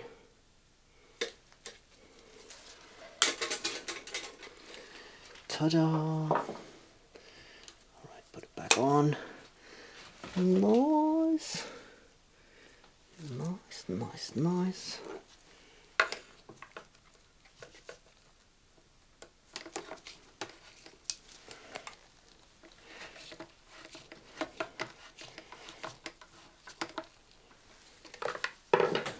Then is the proper piece, the resistance, isn't it?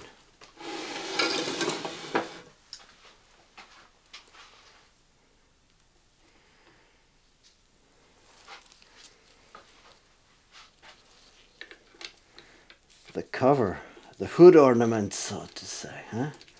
Like this. Brilliant. Right, and then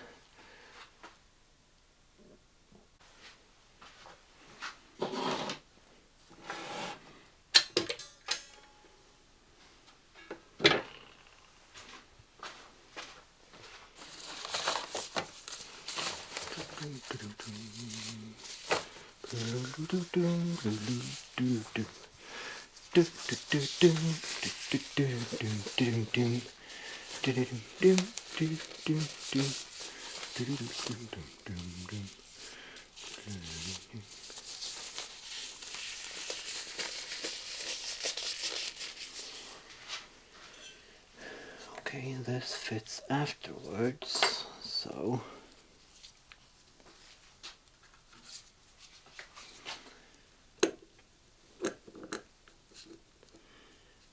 okay, so this one should gently fit into there. Yes.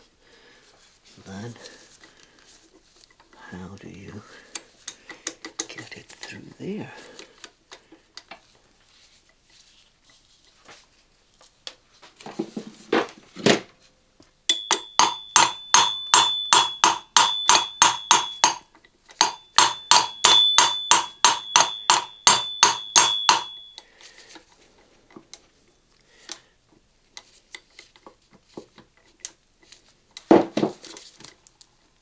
Okay. And then there's Well, no, please. All right. And there's the locking pin. It's going to fit through there.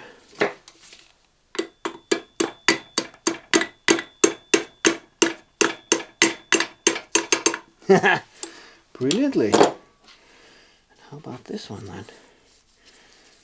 This is just a press fit. Yeah. Oh, look at that. The details, the craftsmanship. Yes. It's almost too.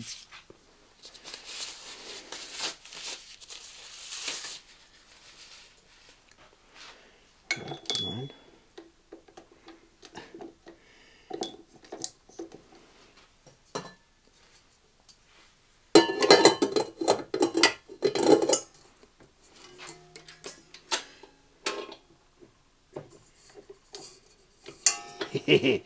Yes. Brilliant. Sucker. All right.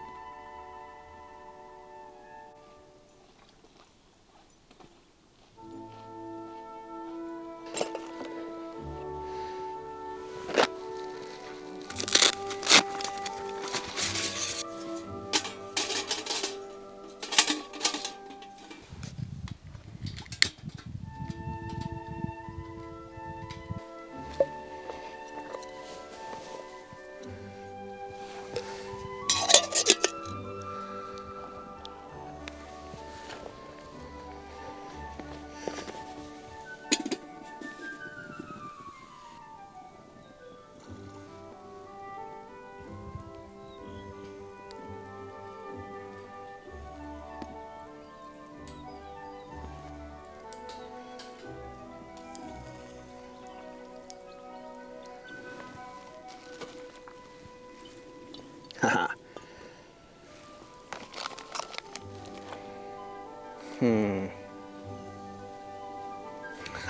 Ha.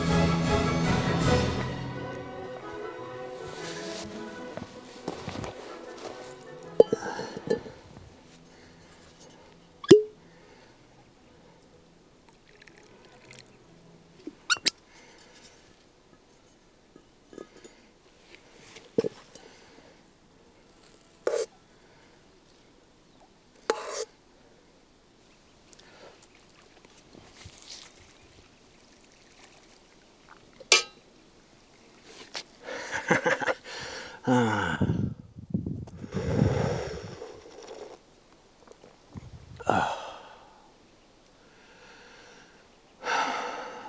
is good.